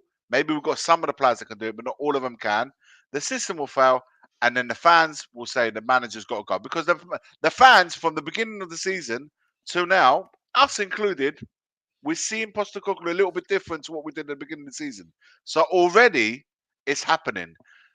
But I go back to saying this: manager after manager, Mourinho, Conte, Ange, all this will be a constant cycle that will always happen. Us turning on the managers. I think you've missed the point of what I was saying, though, Iggy. I must admit, I think you missed the point. They will ultimately pay the price. Yeah, Who's but gonna pay the price? what I was saying is, I'm worried that if we do get those competent players, I'm not saying superstars. I do say if we do get those competent players, and it still doesn't work, and we're still getting cut up, then that is a naivety of his system that doesn't work in the Premier League. I'm not saying it won't. But I would love for him to get those players and I then want judge him him. to, and then judge him. That's exactly what I'm saying. That's all I'm saying. If he gets we in, have to then put we him in judge that him on position. that system. Right now, Can I I agree that we can't judge him on the system because we don't have exactly what we didn't have with Mourinho and Conte. We don't have the right players for him. So What's going to change for the manager? Hang on, what's going to change for the manager to be in that position? Because at the end of the day, the way I see it, we're not looking at the problem beyond the end of our noses. We're always looking at the end of our nose. Oh, the manager then goes, but the guy that's not what Lee's saying, Iggy. No, I'm not saying he's saying that. I'm saying none of this will ever work. Conte was not given the players required to play system. This guy, there's two or three points here at once. What Lee is saying, if I'm Lee, tell me if I'm wrong. He's saying he's worried, even if we bring in players capable. Yeah, but that's his concern. That doesn't mean it's going to happen. Exactly. So what I was going to say is this: if we bring in players capable, I think the system works because when we have 70% possession and we've got the highest turnovers of the ball high up, if you then add creativity and clinical players in that line, you are now converting goal. You are now going 1-0 up, 2-0 up. It's a different game. What's happening to us is we're not converting, we're missing chances, we're not creative with all this possession. Bang, we get sucker punched. The problem with that is on the assumption that next season the other teams don't adapt further than what they have this season. Maz, the problem we had on Saturday is that we get to a certain point on the pitch, 3/4 of the way up. Lost the ball, Iggy. We lost the ball edge of their box. We lack the creativity. We lack the clinical edge. Yeah, but how many times did we bother the goalkeeper? We get to a point where we just can't go any further. The clinical edge. I keep saying we lack the clinical edge. Iggy, this is why I'm against Johnson and Werner and Kulu. This is why I'm against it. Because they don't give us the clinical edge. But Son as well. No, you have to call all of them. Son was awful. Heung-Min Son was awful. You've done exactly the thing, right, that I complained about at the start of this show. You said, oh, let's see what happens this summer. Then we're going to miraculously buy these 5 world-class quality players. We're not going to sign them, Maz. I know we're not. I know we're not. Let me finish, right? Then I'll give him until Christmas, right? And then I'll see what happens then. We've done this every single fucking season, right, for the last 24 years. Look, if he's not going to, well, we have really. Well, do you want me to run through the managers? We've done this. We've got rid of the managers before then. Yeah, exactly. This is what I'm trying to say. But we always say the same thing. Let's wait till summer and see what happens. Let's wait till Christmas, see what happens, right? If we're not going to back... Maz, this is different because he lost Harry Kane. It's not different. Like, well, let me finish your point. Let me finish your point. Sorry. Okay, go on. Right? Pochettino, right? He assembled a team, right, in the first couple of years, 2-3 years, right? We're at the cusp of greatness, right? He got a second place finish and a third place finish. We needed those 3 or 4 quality players to step on. What did we do? We waited 500 odd days, whatever it was, right? We didn't sign anyone, right? It set him back. He got sacked for it. So, and then then he had another 2 opportunities, right? Mourinho comes in, right? He wants 3 key players, right? And what does he get? Rodon and the wrong Fernandez and God knows what else. Conte comes in. He does brilliant, right? With a crap team. He gets us qualified, right? And what do we give him? Richarlison, right? And a bunch of, and Clement Longap and a bunch of other crap players. So why do we think, right, that all of a sudden, right, come this summer, we're going to change what he's done for the last 3 managers that were top managers? I completely agree with that. Why are we switching on the manager though? Why are we switching on the manager? I'm not switching on the manager. All I'm trying to, I'm not switching on. I want him to do well, right? I don't want him out of the club. Yeah, but we're saying, I'm not saying you. I'm saying we as a fan base. Why are we switching on the manager? This is what I mean about not looking beyond our noses. We're turning on the manager, knowing all of this. What you've just said is common knowledge, or it should be common knowledge, but we are turning on the manager, given all the problems are beyond him. The problems that we have is not just the problem that he's having, it's the last 3-4 managers right up against Pochettino. We won't go too further than that because of we've got a young crowd as well. They may not know beyond Pochettino. But from Pochettino onwards, they know that if ultimately it comes down to the managers not getting backed. So who is responsible with employing the managers and then ultimately sacking them and not doing the thing that they should be doing, which is backing them? Because essentially that's what ultimately lets the managers down in the end. By not giving what they need. To answer your question, the problem that Ange is doing, and this is I say he's trying to be very charismatic, loved by everybody, is that people are starting to read the bullshit. He's not being honest now. He's not being honest, and it's going to get him in trouble. Even he put his foot in his mouth a couple weeks ago saying, we are going to challenge next year. What if we don't get top 4 this season, which is now looking like we may not get top 4 because... That was always a possibility, Maury. I put that in. Let me finish. Villa, right now, the way they're playing against Arsenal, some games that I said that they're going to lose, drop points. Now I'm changing my mind. Like, you know what? Villa's going to finish strong. Then Liverpool had a stinker against Atalanta. They're going to have to do a miraculous comeback from 3-0. West Ham needs to be able to come back along with Brighton in Europe. We're going to have to be begging and hoping that Man City wins and the German and Italian teams that are still left do really bad to get the 5th spot of the Champions League. And then next season, United, I guarantee you, United will be better. Chelsea will be better. So it's going to be a dogfight, and for him, he's being very bold. We're going to do this, mate. We're going to do that, mate. It better come to fruition. And I hope he gets back. But Maury, you want to keep top 4 alive. You want to keep top 4 alive. Go and do what Aston Villa did against Arsenal this weekend. Maury, beat them in the North London derby. Exactly. Did you see what Emery did? Right.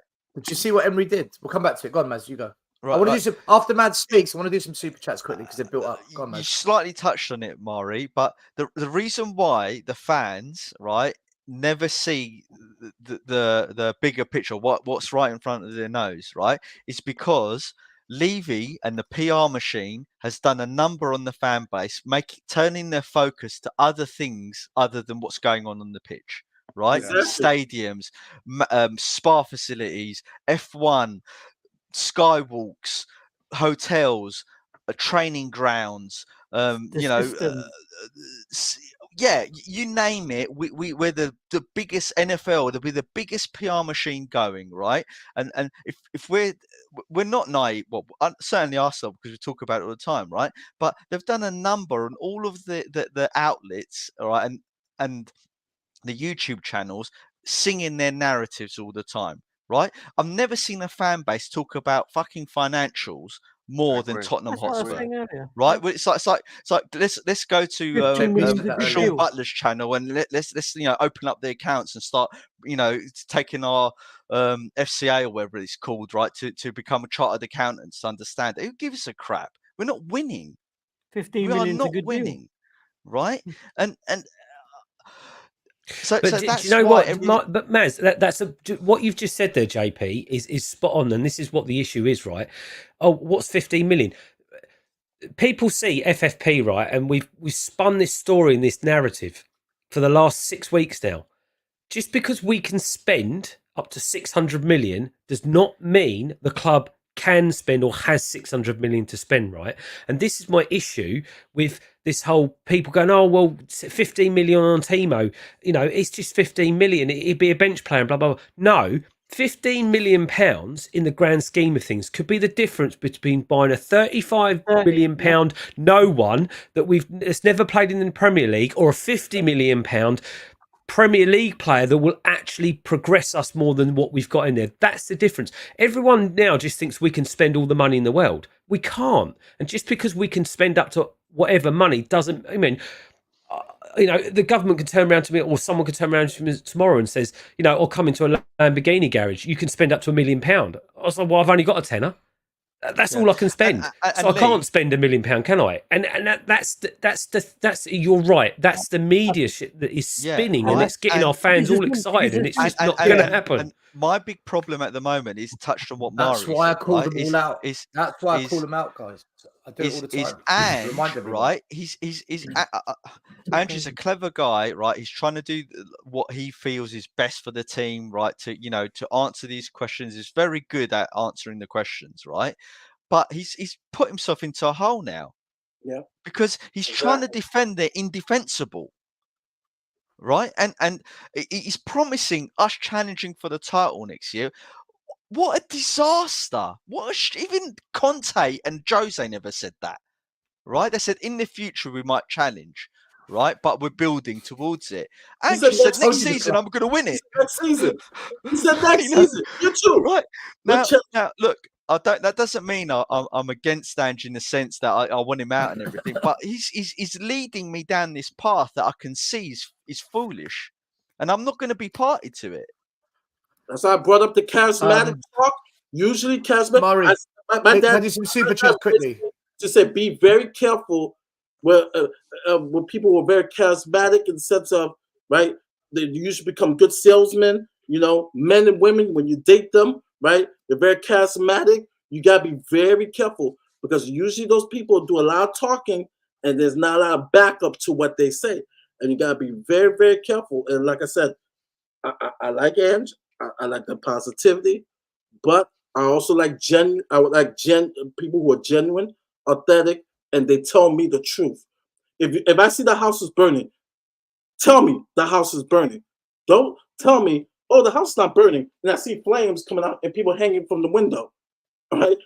If the house is burning, the house is burning. All right? Tell me the truth. Right? Don't give me another narrative or another story. And the thing, what makes it so cringe about his press conference is like that was a bad loss. The press conference, it almost sounded like we didn't lose for nothing. It almost felt like we didn't lose for nothing. And I see his reaction. I watch the games. I know you guys are there, so I don't know if you get a good close-up of him. I don't even see the emotion of like he's pissed off that we lost. I hear rumors that he tore into the club in a couple weeks ago in the locker room when we lost to Fulham. But it's almost like now I want to see. So most like this is how did that work for us? We need to go to Arsenal. We beat Luton. He tore into them at Fulham.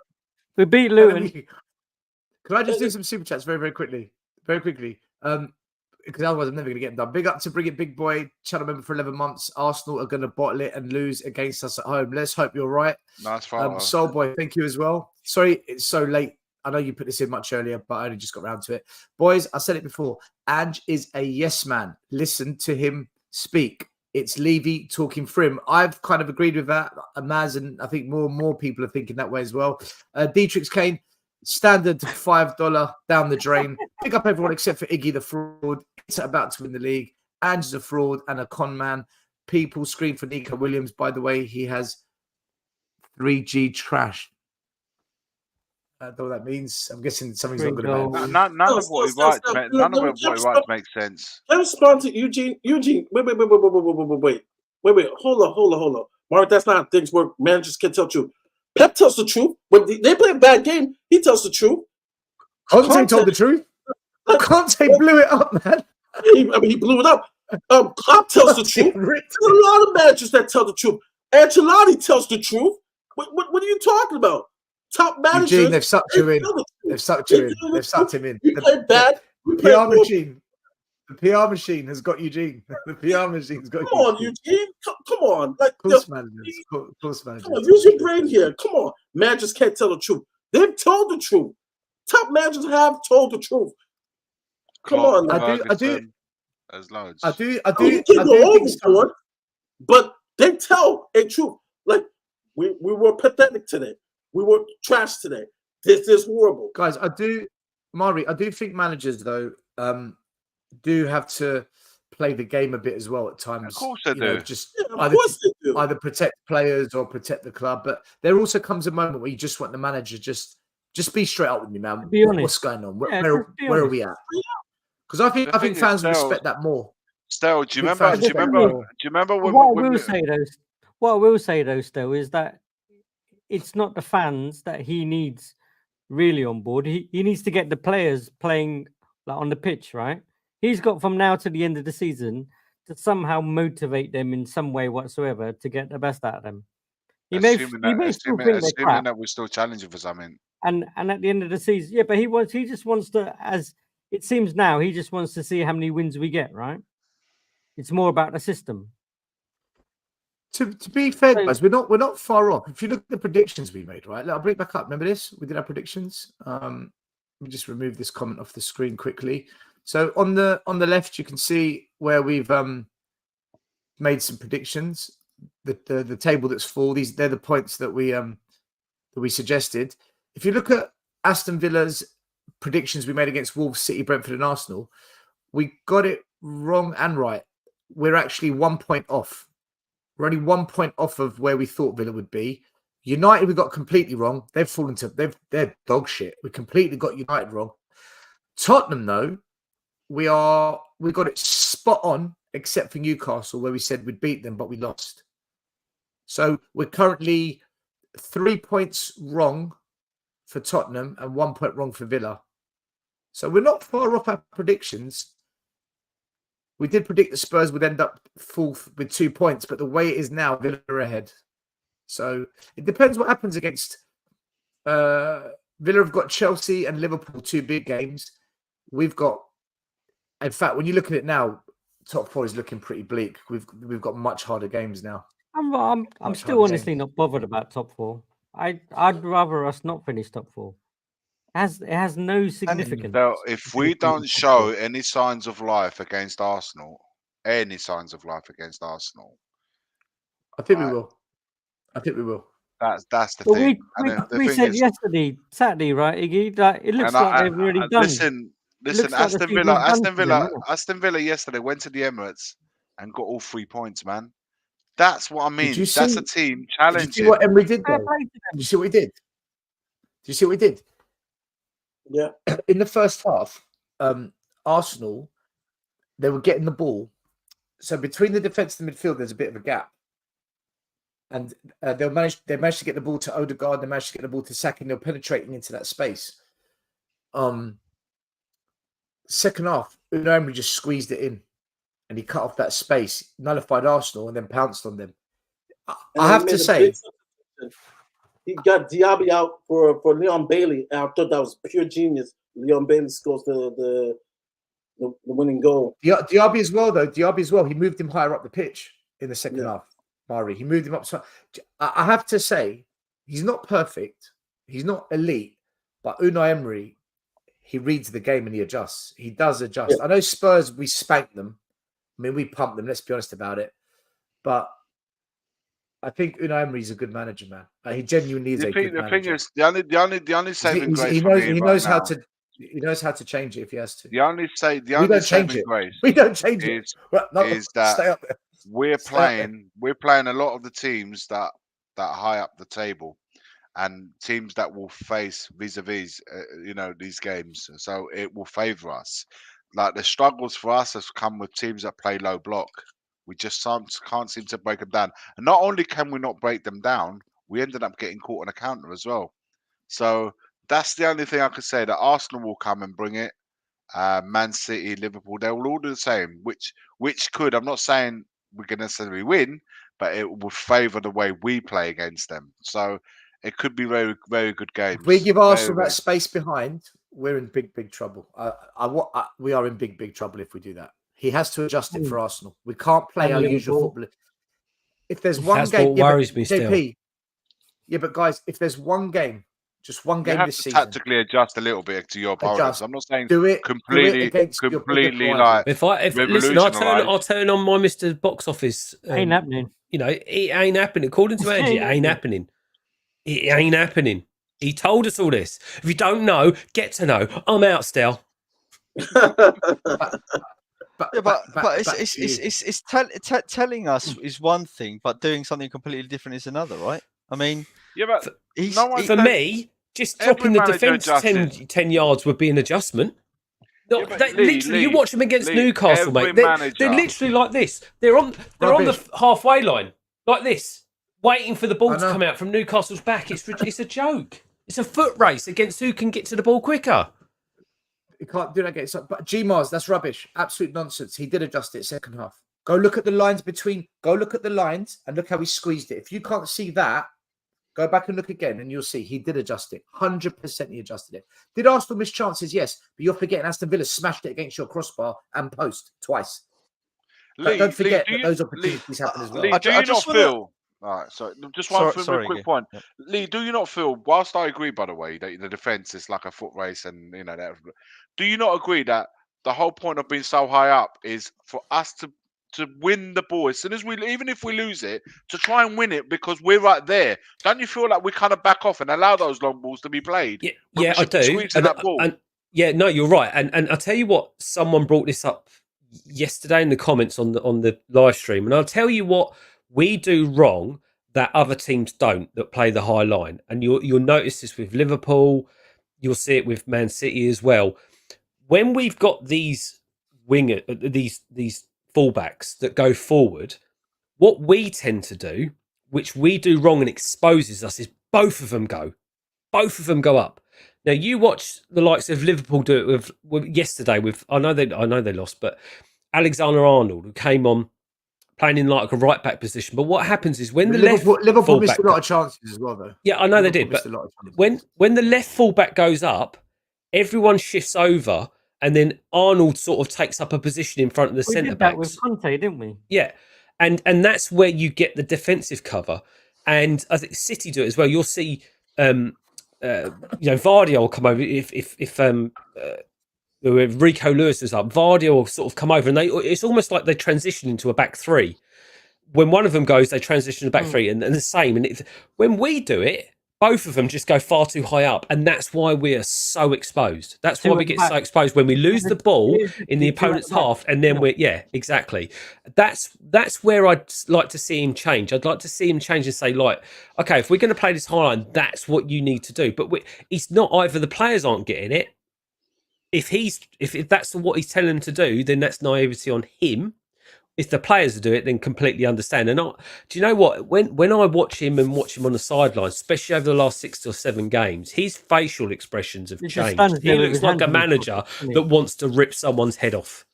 His demeanour has changed completely. Yeah, I just want to talk about. I know Alex says, he's told us what he wants to do, right? And he says that every single time.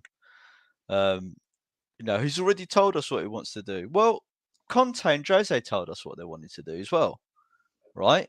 So why were you unhappy when they told us what they wanted to do? Just because the football wasn't as good? I don't think Angie's football is good at the moment either, right? And the thing is, they had much worse teams than he does as well. So you know, you can't just say, well, he's told us what he wants to do, so I'm willing to wait and see what happens. Well, why weren't we willing to wait and see what happened with Jose and Conte? And everyone was complaining.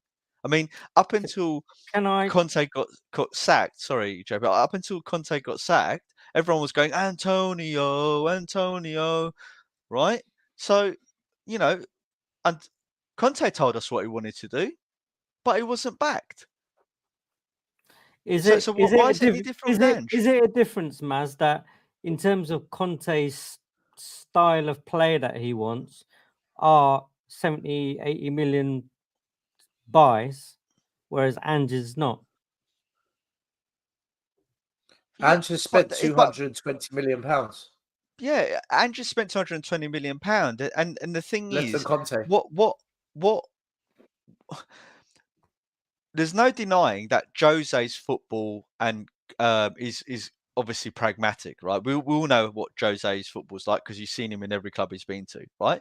Conte's football, I don't think is as bad as what anyone says. I think you know, his Inter team was brilliant. Chelsea, when they I think in the first season when they won the league, were really good. It's only in the second season that they were dire, right? So that's the same as Tottenham, though, isn't it? The first half of the season he came, it was really good, and his first real season he started, it was pretty bad. Yeah, and again, we know why the second season got really bad, because he felt wronged by the club. That whole start of that season just didn't feel right from the beginning, right? I understand, but the actual football and the style of football was quite bad. I personally didn't like it, Maz, because we literally sat back and allowed every team to come and just play on the edge of our box. I didn't but like we that. didn't have the players, JP. Well, our players, you know, like okay. Granted, I granted that I agree, right? But the point is, if you're going to give the managers, you've got to give the managers a chance. If you go and get that their players, that's what we're saying with Ange, aren't we? That manager, yeah, the tools, right? 100%. Exactly, right. So what I'm trying to say is that I'm drawing parallels to what Alex is saying. Is, well, he's already told us what he wants to do, so therefore, because he's told us, I'm going to give him a chance until he gets his players. And I'm saying no, because that's what Jose did, and that's what Conte did, and no one gave them the chance. So I don't know what Alex means, but what I'll say is 2 wrongs don't necessarily make a right. At some point, we have to go with trusting this manager. Trusting a manager. Right? We have to trust this manager. There's no point saying, "Oh well, I didn't trust the last manager, therefore I'm not trusting this manager." He said to me, "No, I'm saying be consistent. We need to be consistent." That's what I'm saying. No, but we can change our minds. If we were consistent and we were wrong, there's nothing wrong with changing your mind this time, is it? JP, no, can I ask you a question? No, because the standard. Let me ask JP a question on this. Yeah, go on. When you watch us play, do you trust the process? I don't like the way we play now either. I believe that we're too open.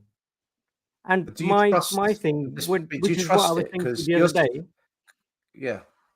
I didn't say trust. Well, I am saying trust Ange and kind of go with it. But so ideally, if you trust Ange, you've got to trust the process, right? Ideally, the way we're playing now, how is that going to change next season? That is our goalkeeper, and that is going to be our back 4. I want to answer that. We're going to play, but right? you're not answering the question, JP. I want to answer where Murray, one second. Where Stell's going with this? Where Stell's going with this, right? Is the reason why I was okay with Jose playing his pragmatic football is because I know that he wins everywhere he goes, right? That's what he does. I mean, he even got us to a cup final, right?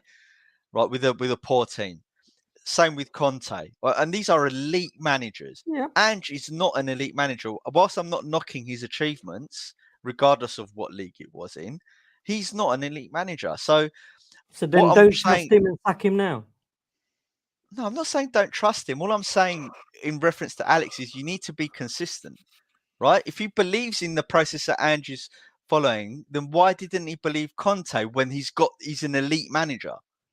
And if it's just the eye test, i.e., do they play good football, then that's a shallow point.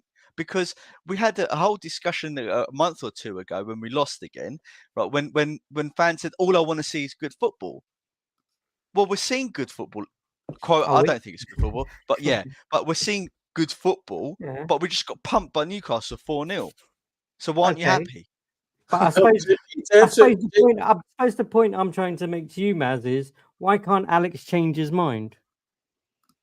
Well, Alex has to be here to speak for himself, but I can say for myself, I go to every game.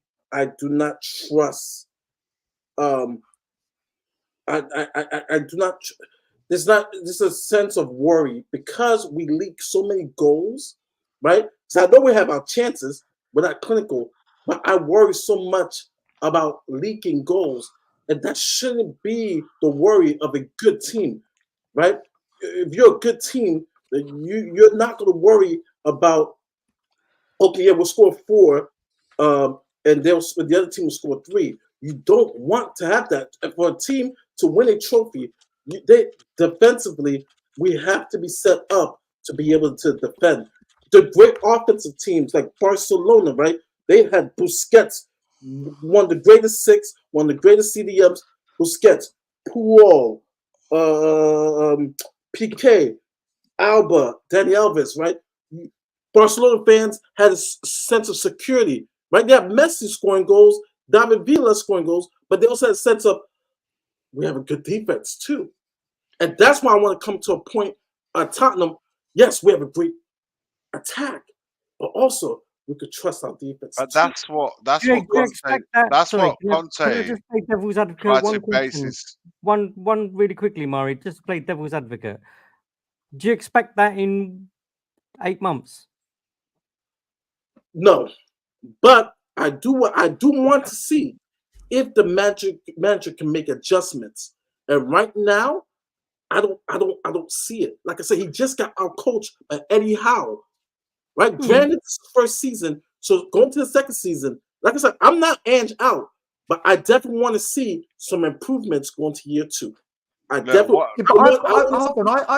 I disagree here. I disagree. The problem, here, right? guys. The problem. So still, I disagree. Go on, speak. No, all I was going to say, the problem that we've got is that we've gone from one extreme. We had Conte that wanted to make us defensively solid, first and foremost. The biggest challenge Conte had was trying to change the mentality of the club. When everyone was celebrating 4th, he was going, hang on a minute. I understand us celebrating now, but don't start getting used to celebrating 4th spot like we've achieved something. This has got to be more. So he was trying to go through, whilst everyone agrees and disagrees in the style of football, and that's up for debate, no problem.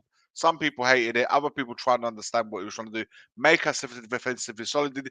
But the biggest challenge he was trying to do was change the mentality of the club. Failed because the reasons that we know. We go to attacking football solely, but the problem is not that the fact that he doesn't defend, is that the problem that we have in this season, there's no attention to any part of the our focus is now on attacking. The emphasis is more on attacking. There's no real attention being paid on set pieces. We've been found out on that.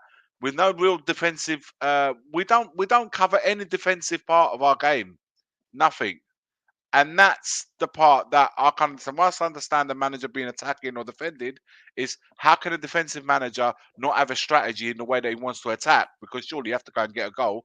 And then how can an attacking manager not have any sort of strategy in some sort of defending to not concede goals? Yeah, you want to score goals, but you want to also not concede. And certainly not concede as easy as we had. So it's like the problem is, Iggy, though, it's like I'm not Ange out. I'm not against him. I think he's just a bit naive for his first year. But the problem is, it's like every week he's cheating in front of his wife and then wondering and she sees it happening and wondering why he keeps getting kicked in the balls. It's the same thing week in, week out. And our team are all seeing it now. You don't have to change your system. You just have to tweak it slightly and just speak to your fullbacks and go, right, you go up there, you stay back, create a 3. You go up, blah, blah. Because I don't think the problem is the high line and we're just getting the ball belt pelted up and we're getting beaten. The problem is turnover. We keep getting turned over at the point where our boys are so far up the pitch, and those two are so far up the pitch that we're almost creating a two on two system when they recover the ball and it just gets pelted up. And that's where I think that's where the frailties are. Just tweak it slightly. You don't have to change your system. Just tweak it, and we're not seeing that now. Whether that's because the players don't get it and the players are not changing, and then they're not intelligent enough to see it happening, so they're not doing anything themselves. That's what I don't know yet. We just simply don't know that. 32 games in seems quite a while, man. Well, I know, and that's what worries me, mate. It's 32 games in, and we're still seeing the same shit happening. They have context to it because yes, there's a lot of bad teams who have given up goals, but within the top 5, top 6, we're up there, and still it needs to be better. Look at the distance of goals Arsenal has given up, City has given up, Liverpool's given up in comparison to us, right? If we're challenging them, right, the guy who put the super chat, right, our defense has to be better, right? Yes, our defense is better than who's in last place right now, Burnley or Forest? Burnley. Yes, it's better, right? We're 5th, 6th, whatever we're at. But if we want to challenge, like Ann says, for next season, it's going to have to be much better than what we're doing right now. So you got to give context to that. I can't believe you said Guys, that. can I just quickly want to do some super chats. Elias, thank you. He says, can Lee do that Mr. Box Office parody again? I'll do my best. Not right now. I'll record it and put it as a short. Oh, I think big up to Alex though. I think he's made loads of good points this season, to be fair to him. Yeah, Alex has said it as it is. G-Mars, every goal City concede is a counter. They don't just lose the ball as often because of the quality in the front 6. They also counter press better time. Not true. They've got better defenders as well. And they've got better coming off the bench as well. Yeah. And when they move it out from defence to midfield, they do it at a pace, quicker. at speed. Not like I watched when I have to watch 3 midfielders against Newcastle static on the spot, like their feet were glued to the grass. You watch Aston Villa yesterday. Those 3 in the midfield in the second half were just moving around. Just moving around to make the space, to make the thing. Our guys, static. Didn't move. I don't know how many times I showed Steld the other day where Bissouma was hiding. They didn't even have their best. Was rubbish. They didn't have their best midfielder. He didn't play. What's his name? Rodri. Villa. They didn't have their best. Aston Villa. Oh, Douglas Luiz. Douglas Luiz. Didn't play. Listen, I'm telling you, that second half, Unai Emery, he schooled Arteta. Absolutely. Tactically, he changed it, and Arteta got found out. Another super chat from G Mars. We leaked so many, yet same 5th least GA. What's GA again? That was the one I was challenging. That was the point of first season 2. Well, hold on a minute. We've got the same number of goals conceded as last season at this point, and the same number of goals scored at this point last season. And at this point last season, we didn't even have a qualified manager. We had Ryan Mason. So yeah, and they want Conte out, and they wanted Conte out. So G Mars, right? And another one. Did City achieve all of that in 32 games? Did Man City make cheap bargain basement signings to build their squad, like Werner and Johnson and Timo Werner and Veliz and Fraser Foresters and Chicken Royales and Maddison, who can only play 3 months of a season? No, they signed Gundogan, Mahrez, Kyle Walker, Rodri, Stones, Haaland, Grealish. That's a great point. Still, right? Is a lot of fans that they'll say, oh yeah, but did this manager do this and did this manager do that? And you're right. The massive difference between the managers and the clubs and Tottenham and our managers is that the managers get the players they want, and they're generally really good players. And it might not work for them, but at least they're buying in good players, right? So when the next manager comes in, they're inheriting a good squad. Our managers, they inherit rubbish, and then they have to rebuild every single time. Well, it's also the fact that the managers that we hire, you time after time all have different styles. So therefore, the players that are bought for that manager are no use to the next manager. Agreed. Yeah. And again, who's See, fault this is why I was saying. I was going to say to you earlier. Like, I don't necessarily agree that. I can't remember what the point was, but I disagreed on the basis that I do think we've signed good players. I do think Vicario is a really good goalkeeper. I just don't think he gets protection on set pieces because we zone a mark. Why we zone a mark? I don't know what the fucking set piece coach is thinking, but it's fucking stupid if a 6'4" centre back, a striker comes into your zone and you're only 5'10". Man to man marking, it's basic. Pedro Porro anyway, marking him. Mate, it's idiotic. But on top of that, that's right. But Murray, on top of that, yeah, I don't agree with the signings we've made. I don't agree with it. A lot of fans got hyped. I think it's a better window than normal. I think Vicario is really, really good. I think Van der Ven is really, really good. I think Udogie will come good if he's nurtured right. I think that Maddison is a good player, but he's inconsistent. Is he injured? I don't know, but there's a good player there. However, other than that, I don't know if Dragusin's good or not. I don't know. Bergvall. I haven't got a clue about Bergvall. I'm not going to go off YouTube videos from a farmers league in Sweden. Veliz clearly is not good enough. Otherwise, he'd be here. Solomon, he's not a good player because I haven't seen him be a good player because he's injured. So I don't know. That other kid, Ashley Phillips, clearly he's not good enough because he's not here. Then you look at the other one we saw. What's his name? The 16-year-old that's gone back to Croatia. I don't know if he's good. He's not played for us. So when I look at all the signings, at the 9 we've signed, there's only 3 you could really say. But in those nine that we have signed, Johnson, is he good? Is he good? Would you he goes say missing in the big games? Timo Werner, he's shit. Yeah. But at those 9 we've signed, even though it doesn't look like it right now, but would you say that that's made our back half stronger? No, because we can see the same amount of goals. Well, here's the problem. I was about to JP, I don't know. I was just gonna say this. Exactly.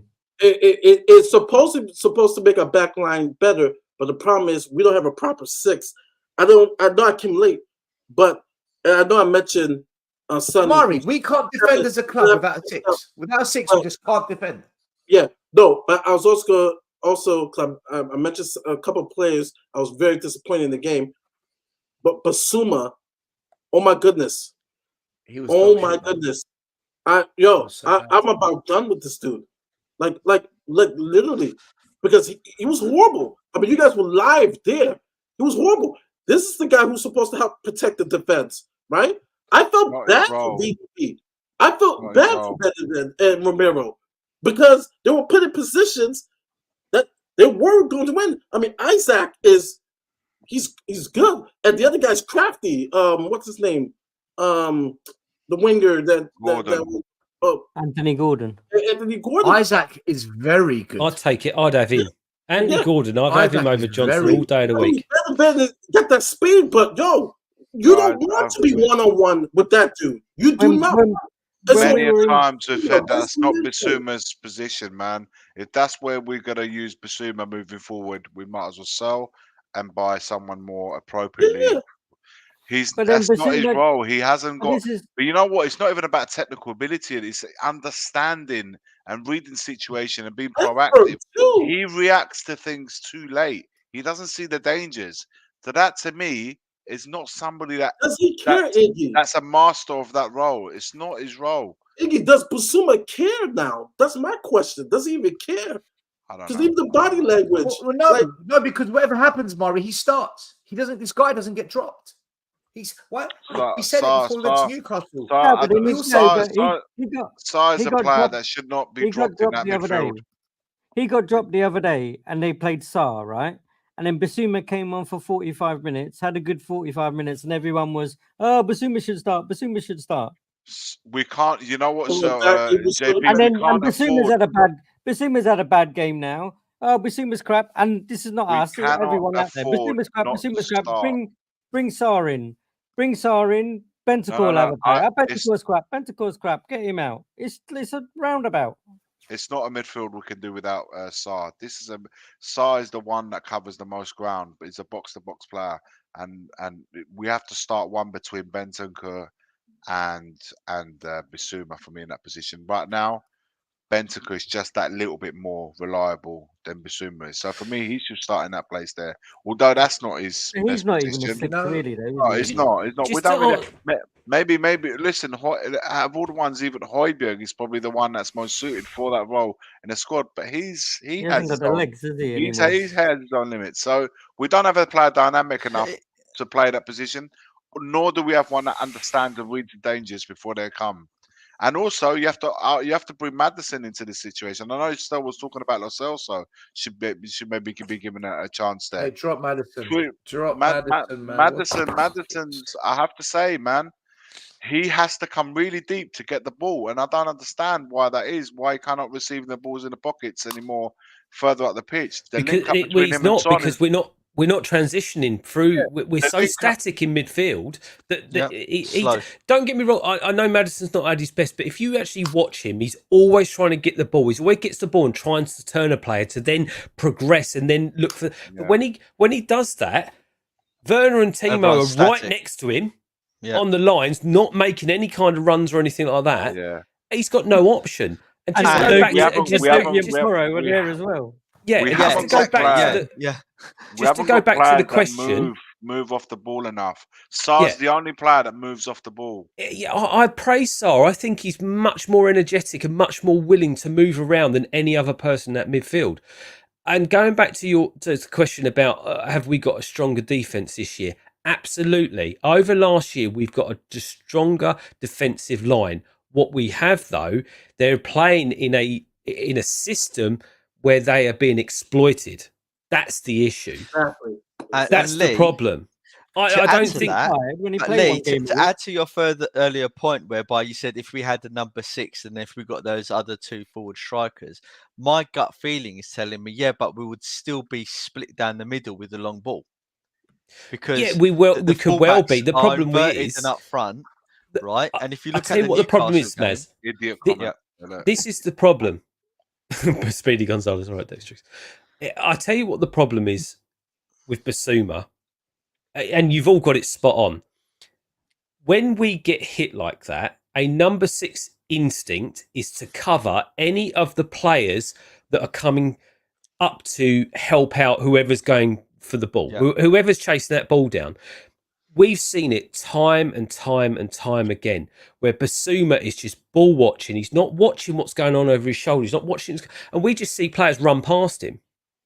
That's why he. And I've never said he's a number 6. He's not a number 6. You look where he played at Brighton, and that one match, what made us buy him, he was playing in more of an attacking role or just outside the box kind of role. He was never a number 6.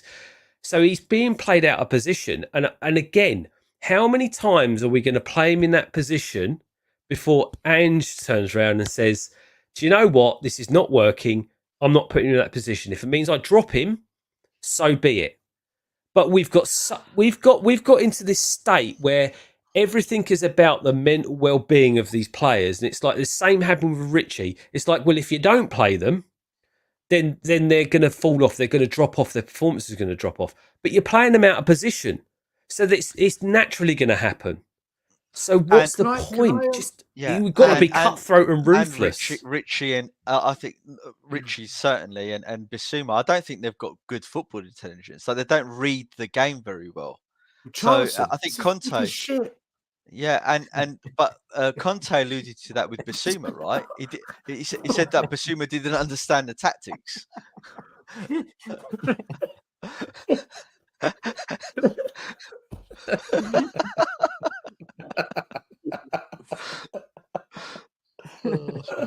you know when you forget where you are? You just speak. Yeah. You just thought of Richarlison. That's it. You're done. I thought that out loud. Do you know something else that we haven't spoken about tonight? And it is a problem throughout the team. At first, I thought it was just Romero once in a while, and maybe once in a while it was a little bit of Bissouma, but it's actually the whole team. So when we did our vlogs, well done. Bravo. Welcome, Stel. He's the The coach. whole team. It out. The It's whole the team. He's a coach. Oh, Yeah? What a discovery, man. We That's all. not- let me land, bro. Drop Let me moment land, right bro. there. Right, Iggy, did you know he was a coach? mic drop. 2 hours in. Bang. Here he comes. No, it's like when we were doing the video vlogs, and I was putting together the videos for the channel. The speed we move the ball at compared to the start of the season is chalk and cheese. Pre-season, it was literally pop, pop, pop, pop, pop, pop. Like You saw that minute video that I recorded. What is this? I said this to you the other night, mate.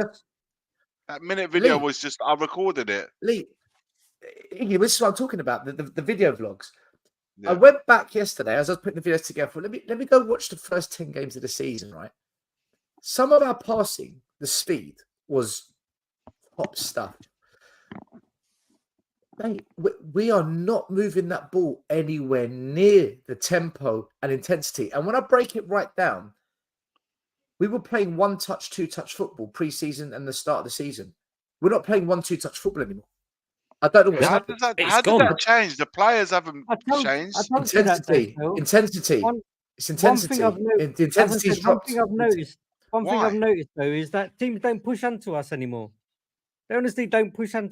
You watch the first 10 games of the season, and teams were attacking us at the edge of our box, and we were playing those little triangles out and then kind of like quickly going. JP. There's a video. Arsenal match. First 15 minutes of the Arsenal match was the best we've ever passed that ball around. They were pressing us, and we were passing it around like we didn't care that they were even there.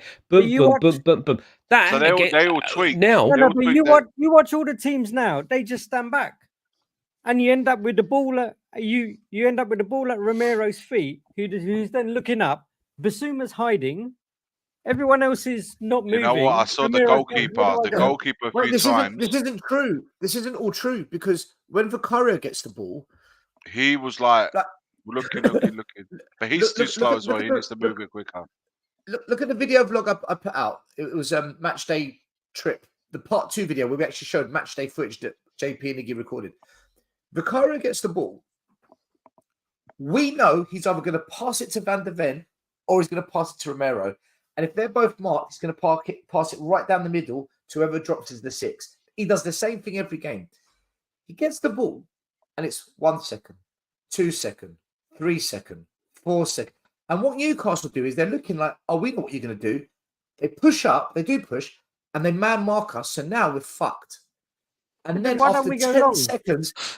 Well, JP, then after 10 seconds, he sends it long and wide to Turbo Vina, who's so high up that he then loses possession of the ball on the halfway line because what's happening is because we're not even playing it out from the back quick, we're allowing the opposition to read our game, and they've been trained as well what to look for. They've gone through video footage, right? This is what Spurs normally do, but we're giving them time to settle, read it, and then move. We do get pressed. We do, but not as aggressively. But we do get pressed from goal kicks. But we're so slow to move the ball. They man mark us. It's not even pressing, man. We're so static that they're pressing us by standing next to us. Yeah, it is absolutely. Yeah. It's mind-boggling. But we're allowing them to man mark but we're allowing them to man mark us by not playing it quick. We're allowing them to read where we're standing and what we're doing. I don't know why we're doing this. I don't know why our intensity's gone. It's because we're only playing 1 game a week. There's no excuse. No, yeah. Why? What's going to happen to me 2 games a week next season? Do that stuff on a training ground. Guys, take it easy. See you later, guys. Good night, guys. Take care. Watch the videos that's still uploaded. The part 1, 2, 3, guys. You'll enjoy it. Most part. Yeah, they're good videos.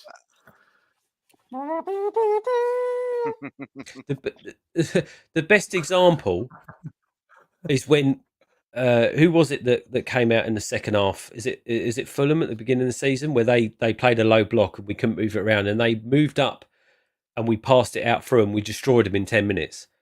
That's quick, decisive, passing it around, and we've just lost that. We've completely lost that. Sometimes I think that Romero's waiting for a taxi to turn up.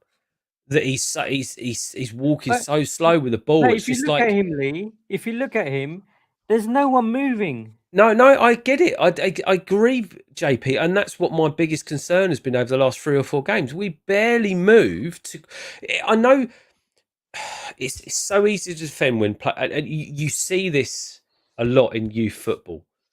Everyone up to the age of 10, unless you're exceptional, there's a lot of kids that are just learning how to get open space and create space is the hardest thing to teach them, because a lot of the time they just want the ball kicked to them. They'll stand still and they'll wait for the ball to come, and then they don't understand when they lose it because the other player reads it and takes it. I try and tell the kids every week when we do our drills and stuff like that. It's so important. The players without the ball are just, if not more important than the player that's got the ball at that time. Because unless the players without the ball are not moving and creating space, then there is nowhere for that player to pass that ball to. And it's like I'm watching 8 or 9-year-olds that have just completely lost the understanding of how to create space on the pitch. It's really hard to watch. And that's why I'm so critical. But that's what annoys me, because people always say Romero's really slow. Yeah, I get that, but honestly, still, it looks like on one point in Newcastle, it was like all 11 players were just standing still. At one point, I'm just like, well, where are you expecting Romero to pass the ball to when you're not standing still? Someone's got to make a move. Your 6 and your 10, your 6 and your 10, and your striker need to learn to receive the ball under pressure. They need to learn to receive it when they're not in space. That's why they need to be very technical. What have we seen? Bissouma, Bentancur, all of them, when they've come to receive that ball under pressure, too many times they've lost it or the ball's been nicked off them outside of our box, and that's the worry. I think it's happened too many times to them. They're worried about actually coming to take that ball now. Lee, don't you think though that's a Bissouma byproduct? Definitely. Don't you think that's a byproduct of slow play, right, and them being passable at the wrong time? Like it's too late. I think it's a confidence thing more than anything. You look at the likes of, I always forget his name. I don't know why, because I love watching him play. But the number 6 for Man City, Rodri. That guy is as comfortable on the ball, no matter who it is. You give him that ball, he's so comfortable that he's so confident in himself. It's like, it don't matter where I'm taking this ball, I'm going to do something with it. I'm going to find someone. I'm going to move around the play. Whereas our players are not as confident, or they don't have the skill to do that. That's the kind of number 6 we need. I'm not saying we're going to spend shitloads of money, but if we get something like that, it changes the dynamic playing out from the back for us completely next season. That's why number 6 is so important. That because we pass it so slow, and then all the players are marked, that we're, if you do that 5 times and he's got to beat his man 5 times, one of those chances he's going to lose the ball. This is what Sel's saying. At the beginning of the season, we were doing this. That's what was exciting. But now we're not. We're completely gone off the ball. Out of those 10 games, how many? We did have 4 games that were really poor. Right? Yeah, don't get me wrong. Poor for not being able to put a dinner away. Right. Okay. But okay, Maz. I agree with you, Maz. But here's the problem. If you look at the first 10 games, you could say 4 that was really poor. I agree. But now we played 10 games. 7 are poor. Really poor. Yeah. I don't know. I'm just. We're not playing well, guys. We've been saying for weeks, we're not playing well. But we're masking over it because we beat Luton, who are 17th. We beat Forest, who are 18th. We came back against some crappy team from who like Brentford, who are 12th. As soon as you play a team that's got a bit of nous about them, we don't know what we're doing anymore. And when they made the subs, Maz, when they made the subs at Newcastle and they came on, we saw it, right? All those subs that came on, I think he made 3 at the time, and like they came on. Literally, they didn't know where they were going or where they were playing. Yeah. Oh, our subs. Yeah. We got worse with the subs. Yeah, we actually. But when they came on, they were like literally. It looked like they didn't have a clue of what position they were meant to be at. No, we got physically bullied in that game as well. We physically played to Newcastle, even with their weaker team. Adogie's a tough little boy. little. He's a tough young man. He got knocked off that ball. Knocked off it. Bissouma was getting bullied. Madison was getting... Madison and Son were getting bullied. The whole team was getting bullied in that game. And that's the discouraging thing, because last season it's the same story. And that's what I'm like a bit disappointed in Romero, Son, including Ange, in regards to halftime when we went in there. It's like, dude, this is how the game is going. Second half, we need to change things up. We need to, like, it was don't do that anymore. Very disappointing. It was very discouraging because it was the same pattern of losses that we had. Doesn't matter if it was Poch, doesn't matter if it was AVB, Redknapp, Nuno, is still within our club a discouraging loss. It doesn't matter if it's the first season of Ange or the 5th season of Pochettino. It doesn't matter if it's the second year of Conte. It doesn't matter. It is embedded in our club. And I want to be positive about it. But when I keep seeing things over and over again, and it's for the same reasons that we have not shown a fight, you know, that this next game against Arsenal, it's going to be huge. Yeah, we're at home, right? Arsenal is probably pissed. Well, Arsenal has a game before, so they'll probably let out their steam of the Villa game against Wolves. So that's a tough game for them. They got 2 games before, haven't they, Mari? Yeah, 2 games before. Okay. So we have to show some fight. We have to come out strong, right? Our captains, from Madison to Son to Romero, like along Ange, have this team to be able to be able to fight, to be able to play much better than we could play, than what we saw on Saturday. It was discouraging.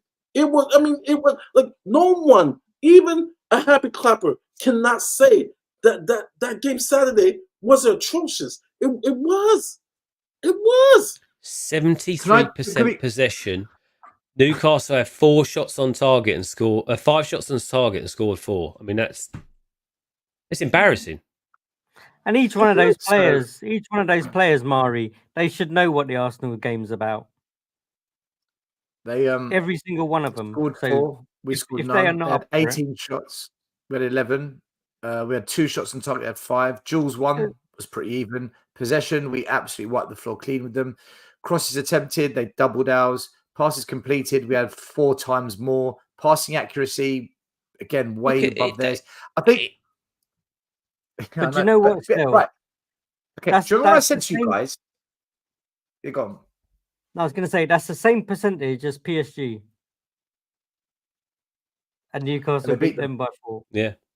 Right. Can I just say though, this is the problem though, and I was saying it the other day. When you look at the amount of goals we've conceded and the amount of goals we've scored, we're only 10 goals scored off of the top teams. That can be fixed. Just put a player on the pitch who can score 10 goals instead of Werner. You've now closed that gap. That's an easy fix if you buy the right player. If you then look at the goals conceded, the difference now is 25 from Arsenal and 20 from Man City. Hold on a minute. How do we close that gap? So when you look at the shots taken against us, and I'm repeating myself, the shots taken against us, we are matching Liverpool and City. We are not having as many shots taken against us as people think. We're not. We're actually quite good. Where the problem is, the quality of shots we're giving away. And guess what? I looked into this, and this was the XG timeline at half-time. Look how the XG for Newcastle goes through the roof, and ours just sits there at 0.5. XG is basically the quality of the shots, the quality of the chances. We are giving away glorious chances to teams. This is our Achilles heel. We're not giving away lots and lots of shots. We're giving away brilliant chances. That needs to reduce. That's why we've got that 20-goal swing with the top teams. And it's obvious. Everything we've discussed tonight is why we're giving away such great opportunities to the opposition. Until we fix that, nothing's going to change. Goals scored, creation, that's an easy fix. Expensive, decent money, get a proper, decent striker and a good wide player. You fix that problem. The defensive one, though, that's quite deep. Do we think he's used his squad well this season? How good is the squad, though, Maz? As well as can be, I believe. I agree. I'm just probing the point that we've got Højbjerg, Skip, Benny, Lo Celso, right? And I know they've been look at the injured bench. on and off. We had Dragusin, Royale, Davies, Højbjerg, Sarr, Lo Celso, Hill, and Kulu on the bench. Who would you have played instead? Sarr? Okay, we've agreed on Sarr. We've got the benefit of hindsight, right? Because we've got pumped, right? So it's a little bit unfair, but even if you think about the Arsenal game, then that's our team there. Yeah. See, Porro might be out with a hamstring, so Emerson's probably coming in. I really want to see I really want to see Lo Celso in the team, because when Lo Celso came in for those 2-3 games, he scored 2 goals and he played brilliantly, and then he got injured, and then but we know that he can receive a ball, turn and pass it off, especially once he gets his rhythm going. So I think I'm not sure we're using his squad properly, or is it he knows that he's going to go and he's like, I'm not going to play you? I think that's legitimately the problem. Yeah. Because see, that's wrong, he's thinking, right? What's the point in if I'm trying to drill something into these guys, and this is how I want these to play, and this is what I want going forward. If it's a merit system where if you follow the tactics you play and you do well, then surely whether you're leaving or not, you get in the team. Or is I know there's morale and all that sort of stuff. Yeah. Do you know what I'd like to see? I'd like to see us play with Maddison and Lo Celso, both as attacking mids, play with 2 attacking mids, and instead of having both fullbacks invert into that role, invert one fullback, like you said, or Lee said it, keep one fullback back, so let Porro go in, Adogi, you stay, and instead have Lo Celso pushing into that space instead. So play with 2 attacking mids and only one inverted fullback. Just like Foden does. But like Conte did that, didn't he? Because Emerson used to go and Reguilon used to stay, or Reguilon used to go and Emerson used to stay back. Yeah. I don't like the inverted fullbacks because it makes us too narrow. I'd rather have no inverted. No one likes the inverted fullbacks, man. Right? There can't be anyone out in this world that thinks, I'm loving this inverted fullback system. Yeah, right. And then do what you said, and then have width. But Maz, that's the biggest problem. Our wingers aren't providing any width because they're sitting out on the lines, and Werner's the worst one at this. It's almost like he sits there and waits, and then when he gets the ball, rather than again, the biggest issue for me, when you get the likes of, say, like, I know people don't rate him that highly, but the likes of Doku or someone like that, when he gets the ball in that position, then he runs at a defender, it's pushing that defender backwards, right, towards the byline. That's then opening the space where that player will move into. But because all Werner does is get the ball, as a look turns around and plays it backwards, the defenders are still up here and creating a line. They're not pulling the defence out. It's mind-boggling how they don't do that. And that's why anyone just trying to take a player on, it disrupts the line. That's what we're trying to do, disrupt the line. So we can... do you know what I said, though, Lee? With Werner, 9 out of 10 times, I've said, with Werner, rather than having his body open and letting them play the ball in space, he literally turns and he's closed. So they have to give the ball to him to his feet. And the defender's here now. So the only option he has is to play back. JP, you get it. Instead of him having his body open and saying, give it to me there, I know I've got pace. I'm going to run into that grass. I don't believe he's got pace. I believe it. I believe that the whole pace thing is gone for him. I've not seen it. I've not seen him, even some of the slower defenders, I've not seen him. You know, anyone with pace, you tell them, get up there. Just have a run at someone. If you're quicker, push it past them, have a run. I've not seen him do it Which is what more than 2 or 3 times in there. Yeah, That's exactly. Exactly. But he backs himself. And Brendan Johnson looks like he's. I'll tell you now. I know this is funny and this is just a joke, but Brendan Johnson, when he runs, looks like he's got a broomstick up his arse. He's like this. It's just straight backed. It's the funniest thing to see. But anyway, I have to. I'll tell you who could take on a man. Bergwijn could take on a man. Yeah. I wish we had Bergwijn now instead of Timo. Lucas Moura could dribble past a couple. Yeah, guys, just got a couple of super chats I want to quickly do. Paul Brown, thank you so much. He says, intensity. Where's the drive, the passion, intelligence, awareness? That would be a start. It's not a bad shout, is it? Where's the actual passion? G. Mars says, Porro playing Gordon through on goal killed us. I think Udogie and Porro both made catastrophic errors that put us into a sorry position. And we're just begging Van der Ven does what he always does. And even Van der Ven's not miracle. And I'll tell you what, I'm not digging in on Van der Ven for having a bad game. It's what happened before that led to those situations. Yes, I'll say it now. Everyone, the reason why he did what he did, whatever that backflip thing that he did when he slipped and all that kind of stuff, that's nothing more down to the fact that that pitch must have been fucking soaking, because everyone was slipping over all over it. Even the Newcastle players were. Unfortunately, it happened at the wrong time. But you've got to look at what led to that thing. And Udogie's one was bad, and I think Porro was the other one. And that's what led to us being in that situation. We need to lay off of Van der Ven. I don't think he was as bad as everyone said he was. He certainly wasn't the instigator of the issues. He's normally the saviour, though, isn't he? Yeah. That's why. As soon as he can't save it because of a catastrophic slip, and then everyone goes in on him, I think that's unfair. How many times can Van der Ven rescue us? Like a lifeguard doesn't save every person drowning. A heart surgeon doesn't save every patient on their operating table, right? We're expecting Van der Ven every time to pull out miraculous last-ditch tackles and, fucking Usain Bolt sprints. You wonder why his hamstring goes every 6 weeks. It's like us when we played school in the playground, isn't it? Everyone goes forward and there's one defender at the back. I know the shit kid stays at the back, and he's got to deal with all the mess of the good kids. I know it's an unpopular thing within our club. I was at the back. I was at the back, man. Stampede coming at me. I'm like, what do I do? I want to come to a point where VDV and Romero don't need to run, that they're stationary along with a powerful six, and it's hard for clubs to get shots on target. I would prefer that. I would feel more secure in that rather than if Van der Ven was at Man City. If Van der Ven was at Man City, it's a different conversation, isn't it? Yeah, if Van der Ven was at Man City, different conversation. Completely different conversation. I can't see how this system works even with a few more decent players. I really can't. Because I still think we're going to get done with the ball down the wings or over the top.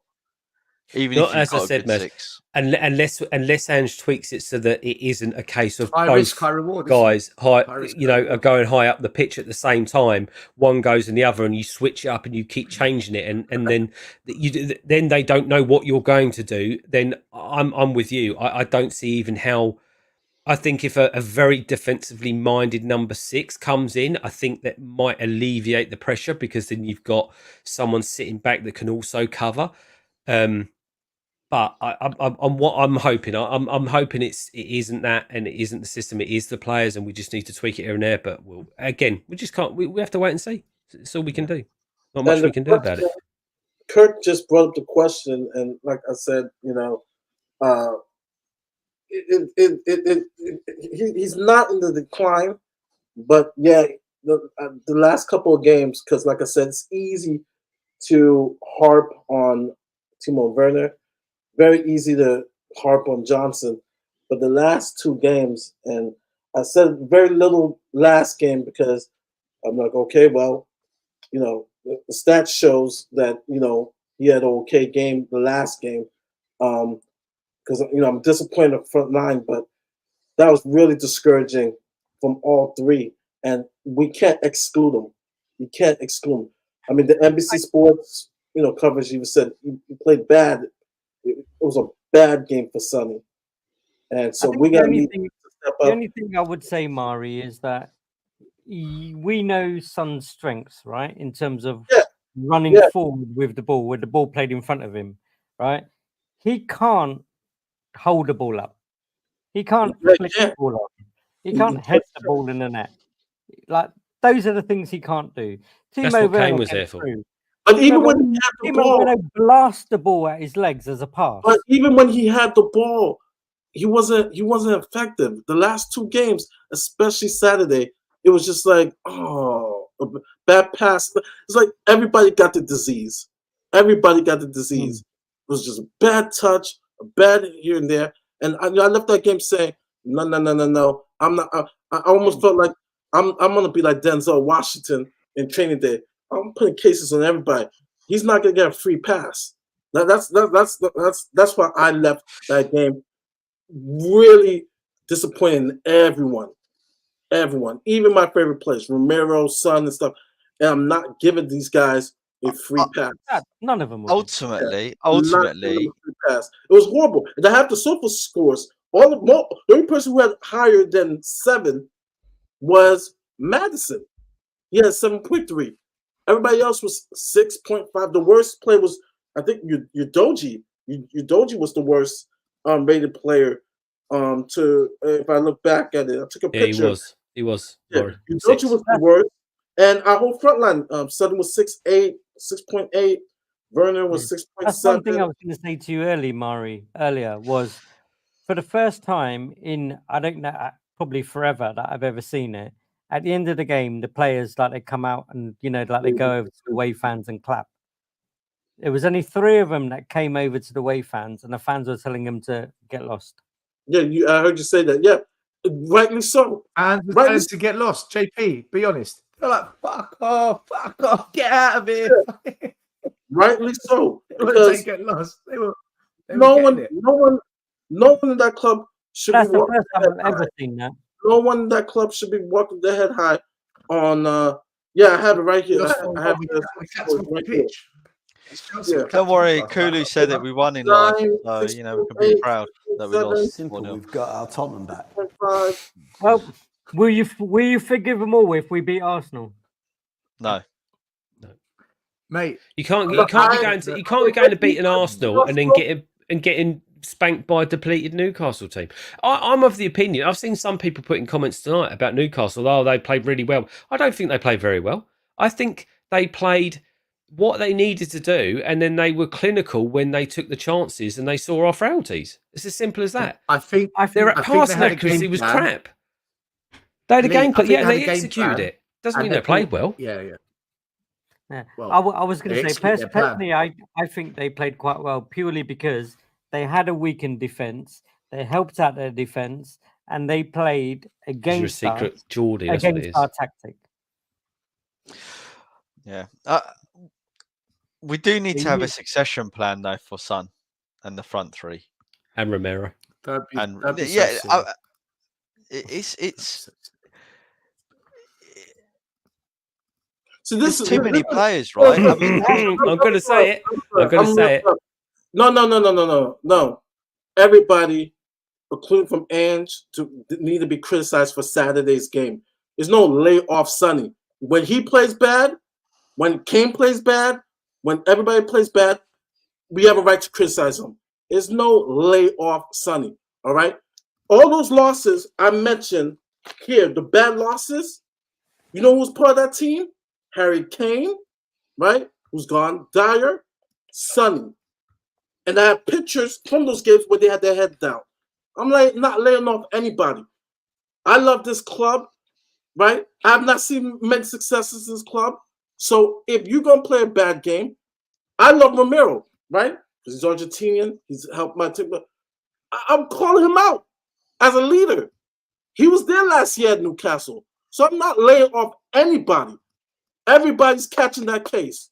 Everybody. That's the problem of our club. The writing's on the wall, though, right? And I know people may get mad. Come at me. But that was shit. I woke up 5:30 in the morning from Paradise in Costa Rica to watch that shit. He was part of it. No one gets excused. No one gets excused. No one gets excused for the bad losses that we've had the last 6-7 years. No one gets a free pass. Unless all of these players, right, all of a sudden for the remaining games of the season turn it on and we see a completely different Tottenham in the way we play and win games, then we're going to go into the summer needing about 8 players. And I just can't see how that's going to work. So that means that we're going to keep a lot of these players that we think are going to be going. We're probably going to end up keeping until their contract literally expires. Maybe like Lo Celso, we'll definitely sign Timo 100%. right? Richie will probably stay because we can't get rid of him because we can't buy anyone in.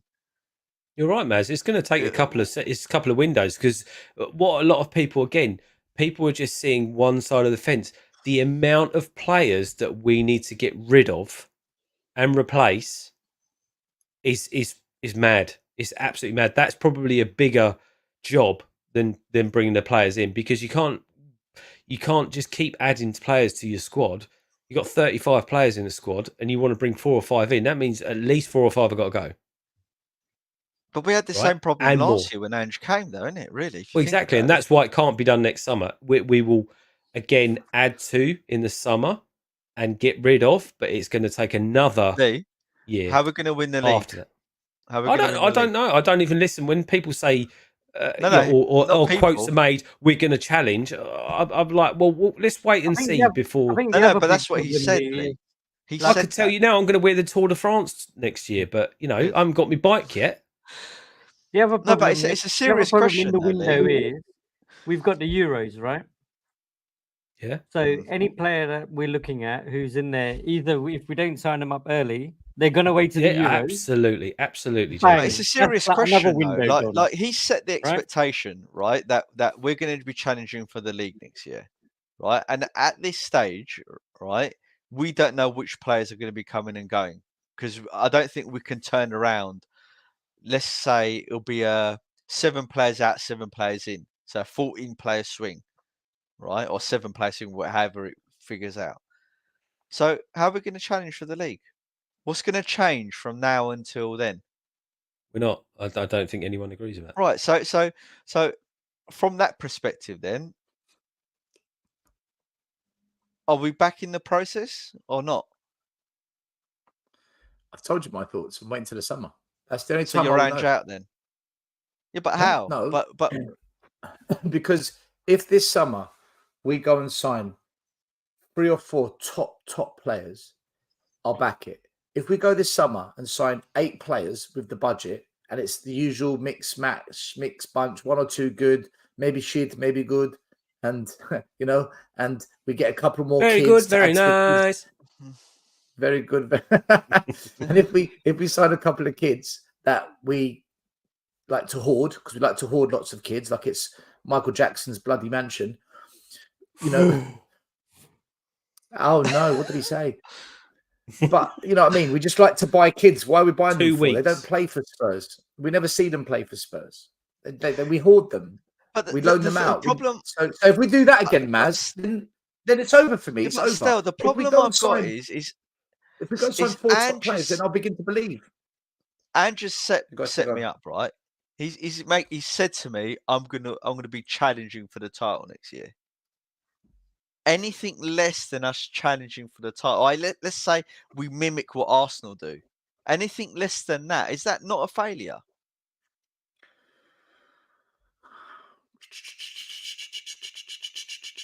What did Arsenal do in the first couple of years? I can't remember. Eight. Yeah, but no. You can't say that. I meant transfers. Yeah, but you can't have a manager come out and say that, and then, unless they've already got a plan in place that they've got players tapped up, ready for the summer. Because you don't know what's going on. No manager in the right mind is going to go, I'm going to win I'm going to challenge for the title next season, and then end up buying in 3 players that are no ones, that are potentials. It just doesn't work like that. I love Danny. Seriously, Ange is fucking deluded if he thinks we're challenging for next year. He's on crack. Straight to the point. Here's a question. Lee, here's a question. Danny knows pick up Laurie Boost.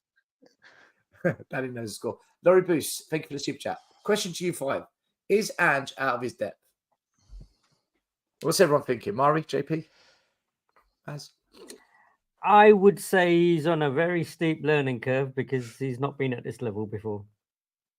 And maybe he is finding it political, diplomatic. We just sent you to the Middle East to sort it out, JP. I tell you, that was just bang. JP, you're part of the problem. My honest opinion, this is first year. It's a learning process. My thing is that I want to see in this learning process, right? Because everybody say he doesn't change. he's even said, "Oh, I have my way, I have my ways, and whatsoever." And maybe he's saying that for the first year. I think Will said maybe this first season is just, hey, you know what? I'm gonna be bullish. I want this team to learn my system. Okay. Second season, now I got to see. Okay, now can you make adjustments? Going against the other top managers, right? This is what I want to be able to see. So right now, it seems like he's out of his depth because he's being bullish about the philosophy that he wants to play football, and I get that, right? It's the first season. But for me, I would like to see a little bit of, okay, let's make an adjustment here because, all right, this team is really figuring out how to ping the ball over, over our defense and really screw us. So I need to see that he's a coach that can make adjustments. During game adjustment, and so this is something I want to see. So I want to say he's out of his depth, but going to next season, if it's still the same things, then I can say yes. But now I can't really say. Guys, yeah, I think we're going to wrap it up. Oh, Lee, were you going to speak? I was, but I've spoken too much tonight. I'll shut up. Need a cup of tea before I go to bed. Guys, we're going to wrap it up. There's no football this week, so there'll be no specials after the match. I call them specials. What am I talking about? There'll be no post-match shows. They are quite special. There'll be no post-match shows this week. There will be, however. I'll be doing a show on the Timo divide. I'm also going to be doing a show on Has Levy Lied to Us? You know exactly how that show is going to go. Mari's doing the North London is ours this week. You better tune in for that because that's going to be dynamite this week. Oh, my God. Ooh, and then the following Monday, it's going to be hot. The following Monday, we'll discuss what happened in the Premier League. But I think also that's the build up to the North London Derby week. So we'll be talking about the North London Derby and what we think. So make sure you tune to that one. I want to say a big, big thank you to everyone who tuned in tonight. As always, thank you for your comments. Bring it, Big Boy. Thank you for being a member. Soul Boy, Dietrich Kane, Elias, G Mars with about 3-4 super chats. Paul Brown, thank you as well. Laurie Boost. Guys, thank you so much for your super chats and your questions tonight. I hope you enjoyed the show. We will be back this week. There'll be videos coming out left, right, and center. Everyone can have their final say. We'll go around the table. JP? Nice. We bring on next season, but do you know what? I want to see some. They've got a week now, a week and a half, whatever it is, for them to put a plan together. The master plan. Let's see. There you go. Well, Maury, sorry, Maury. One more super chat. I missed it. G Mars says, sorry, G Mars. Out of his depth, but we have the 5th best squad.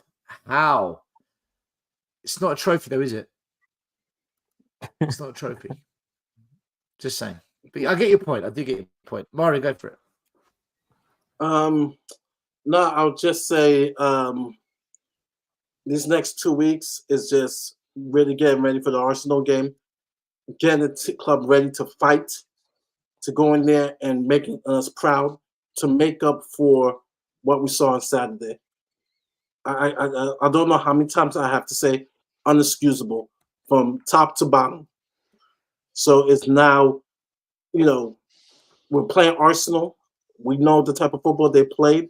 We did a good job going to the Emirates. Now we have to take that energy that we had at that game and at home, make it up for the fans and come out there. I mean, getting victories a tall order. I know even at home, but it's North London Derby, it's our rivals. I just want to see a better effort. That's all I ask.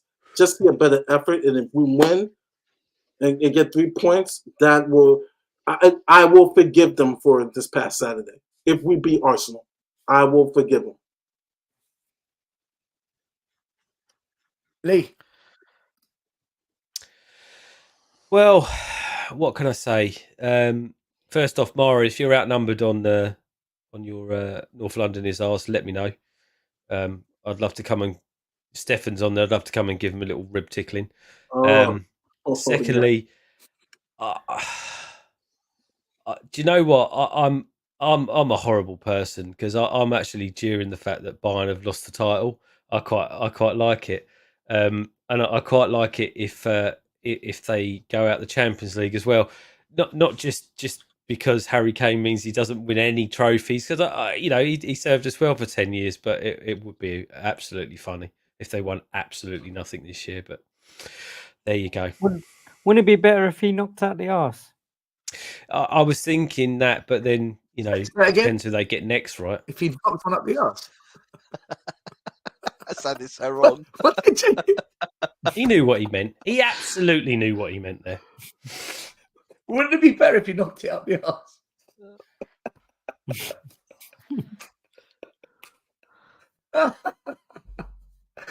Do you know what? Actually, sorry, Sleepy Mocker. That I think that would end me. The fact that Eric Dyer would win a Champions League medal over any of our players, and would just be worse than Kane winning it for me. In 6 that would months be of going so there. bad. I think I would I start watching it to Netball happen. or something. I want it to happen just so I can tweet him. Hey, Eric, congratulations. Remember you had a go at fans saying Levy out? Look what happens when you leave Levy. Big up, my champion, buddy. I will put it right on him. Yes. Let's see what he says then. Baz. I think that you don't seem like the forgiving type. You're not the forgiving type. I think that you still, JP, Mari, and Lee are part of the problem, to be honest. I think you're too forgiving. I'm really looking forward to shut up, you mug. Really looking forward to seeing what we do in the summer, Christmas, 2026, 2027 transfer window, what we do in 10 years' time once we got the hotel, right? And all the brilliant signings we're going to make, because obviously it's going to be different going forward now, because we've got F1 and the Skywalk, and we'll boot all the seniors out so they can't watch football. So everything will be good. So I'm really happy. So they can't. I think he's challenging you for that rain cloud hat. We're going to put the seniors out so they can't watch football. I don't know, man. Look. The thing is, as we always do, we just got to wait and see what happens. How we finish the end of the season, and like you said, what players come in, and what else can we do? Yeah, what else can we do? It's just a rinse and repeat, isn't it? Rinse and repeat. I'm just going to say, look, I stick to what I've said all along. I'm struggling with the process. I'm struggling with the plan. I don't trust Levy. I think Ange is a yes man. But this summer will be when I make my decision on all of it.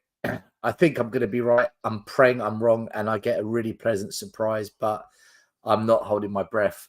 Guys, thank you for watching. Thanks for tuning in as always. Love you all. And to Jeff, the Levy out buzzards again, the man who can't stand anyone that says Levy out. I will end the show just for you, Jeff. I hope you enjoy. Because it's time to change the situation if Tottenham wants to change. If they want to continue in this way, they can change manager, a lot of manager, but the situation cannot change. Believe me. Thank you very much.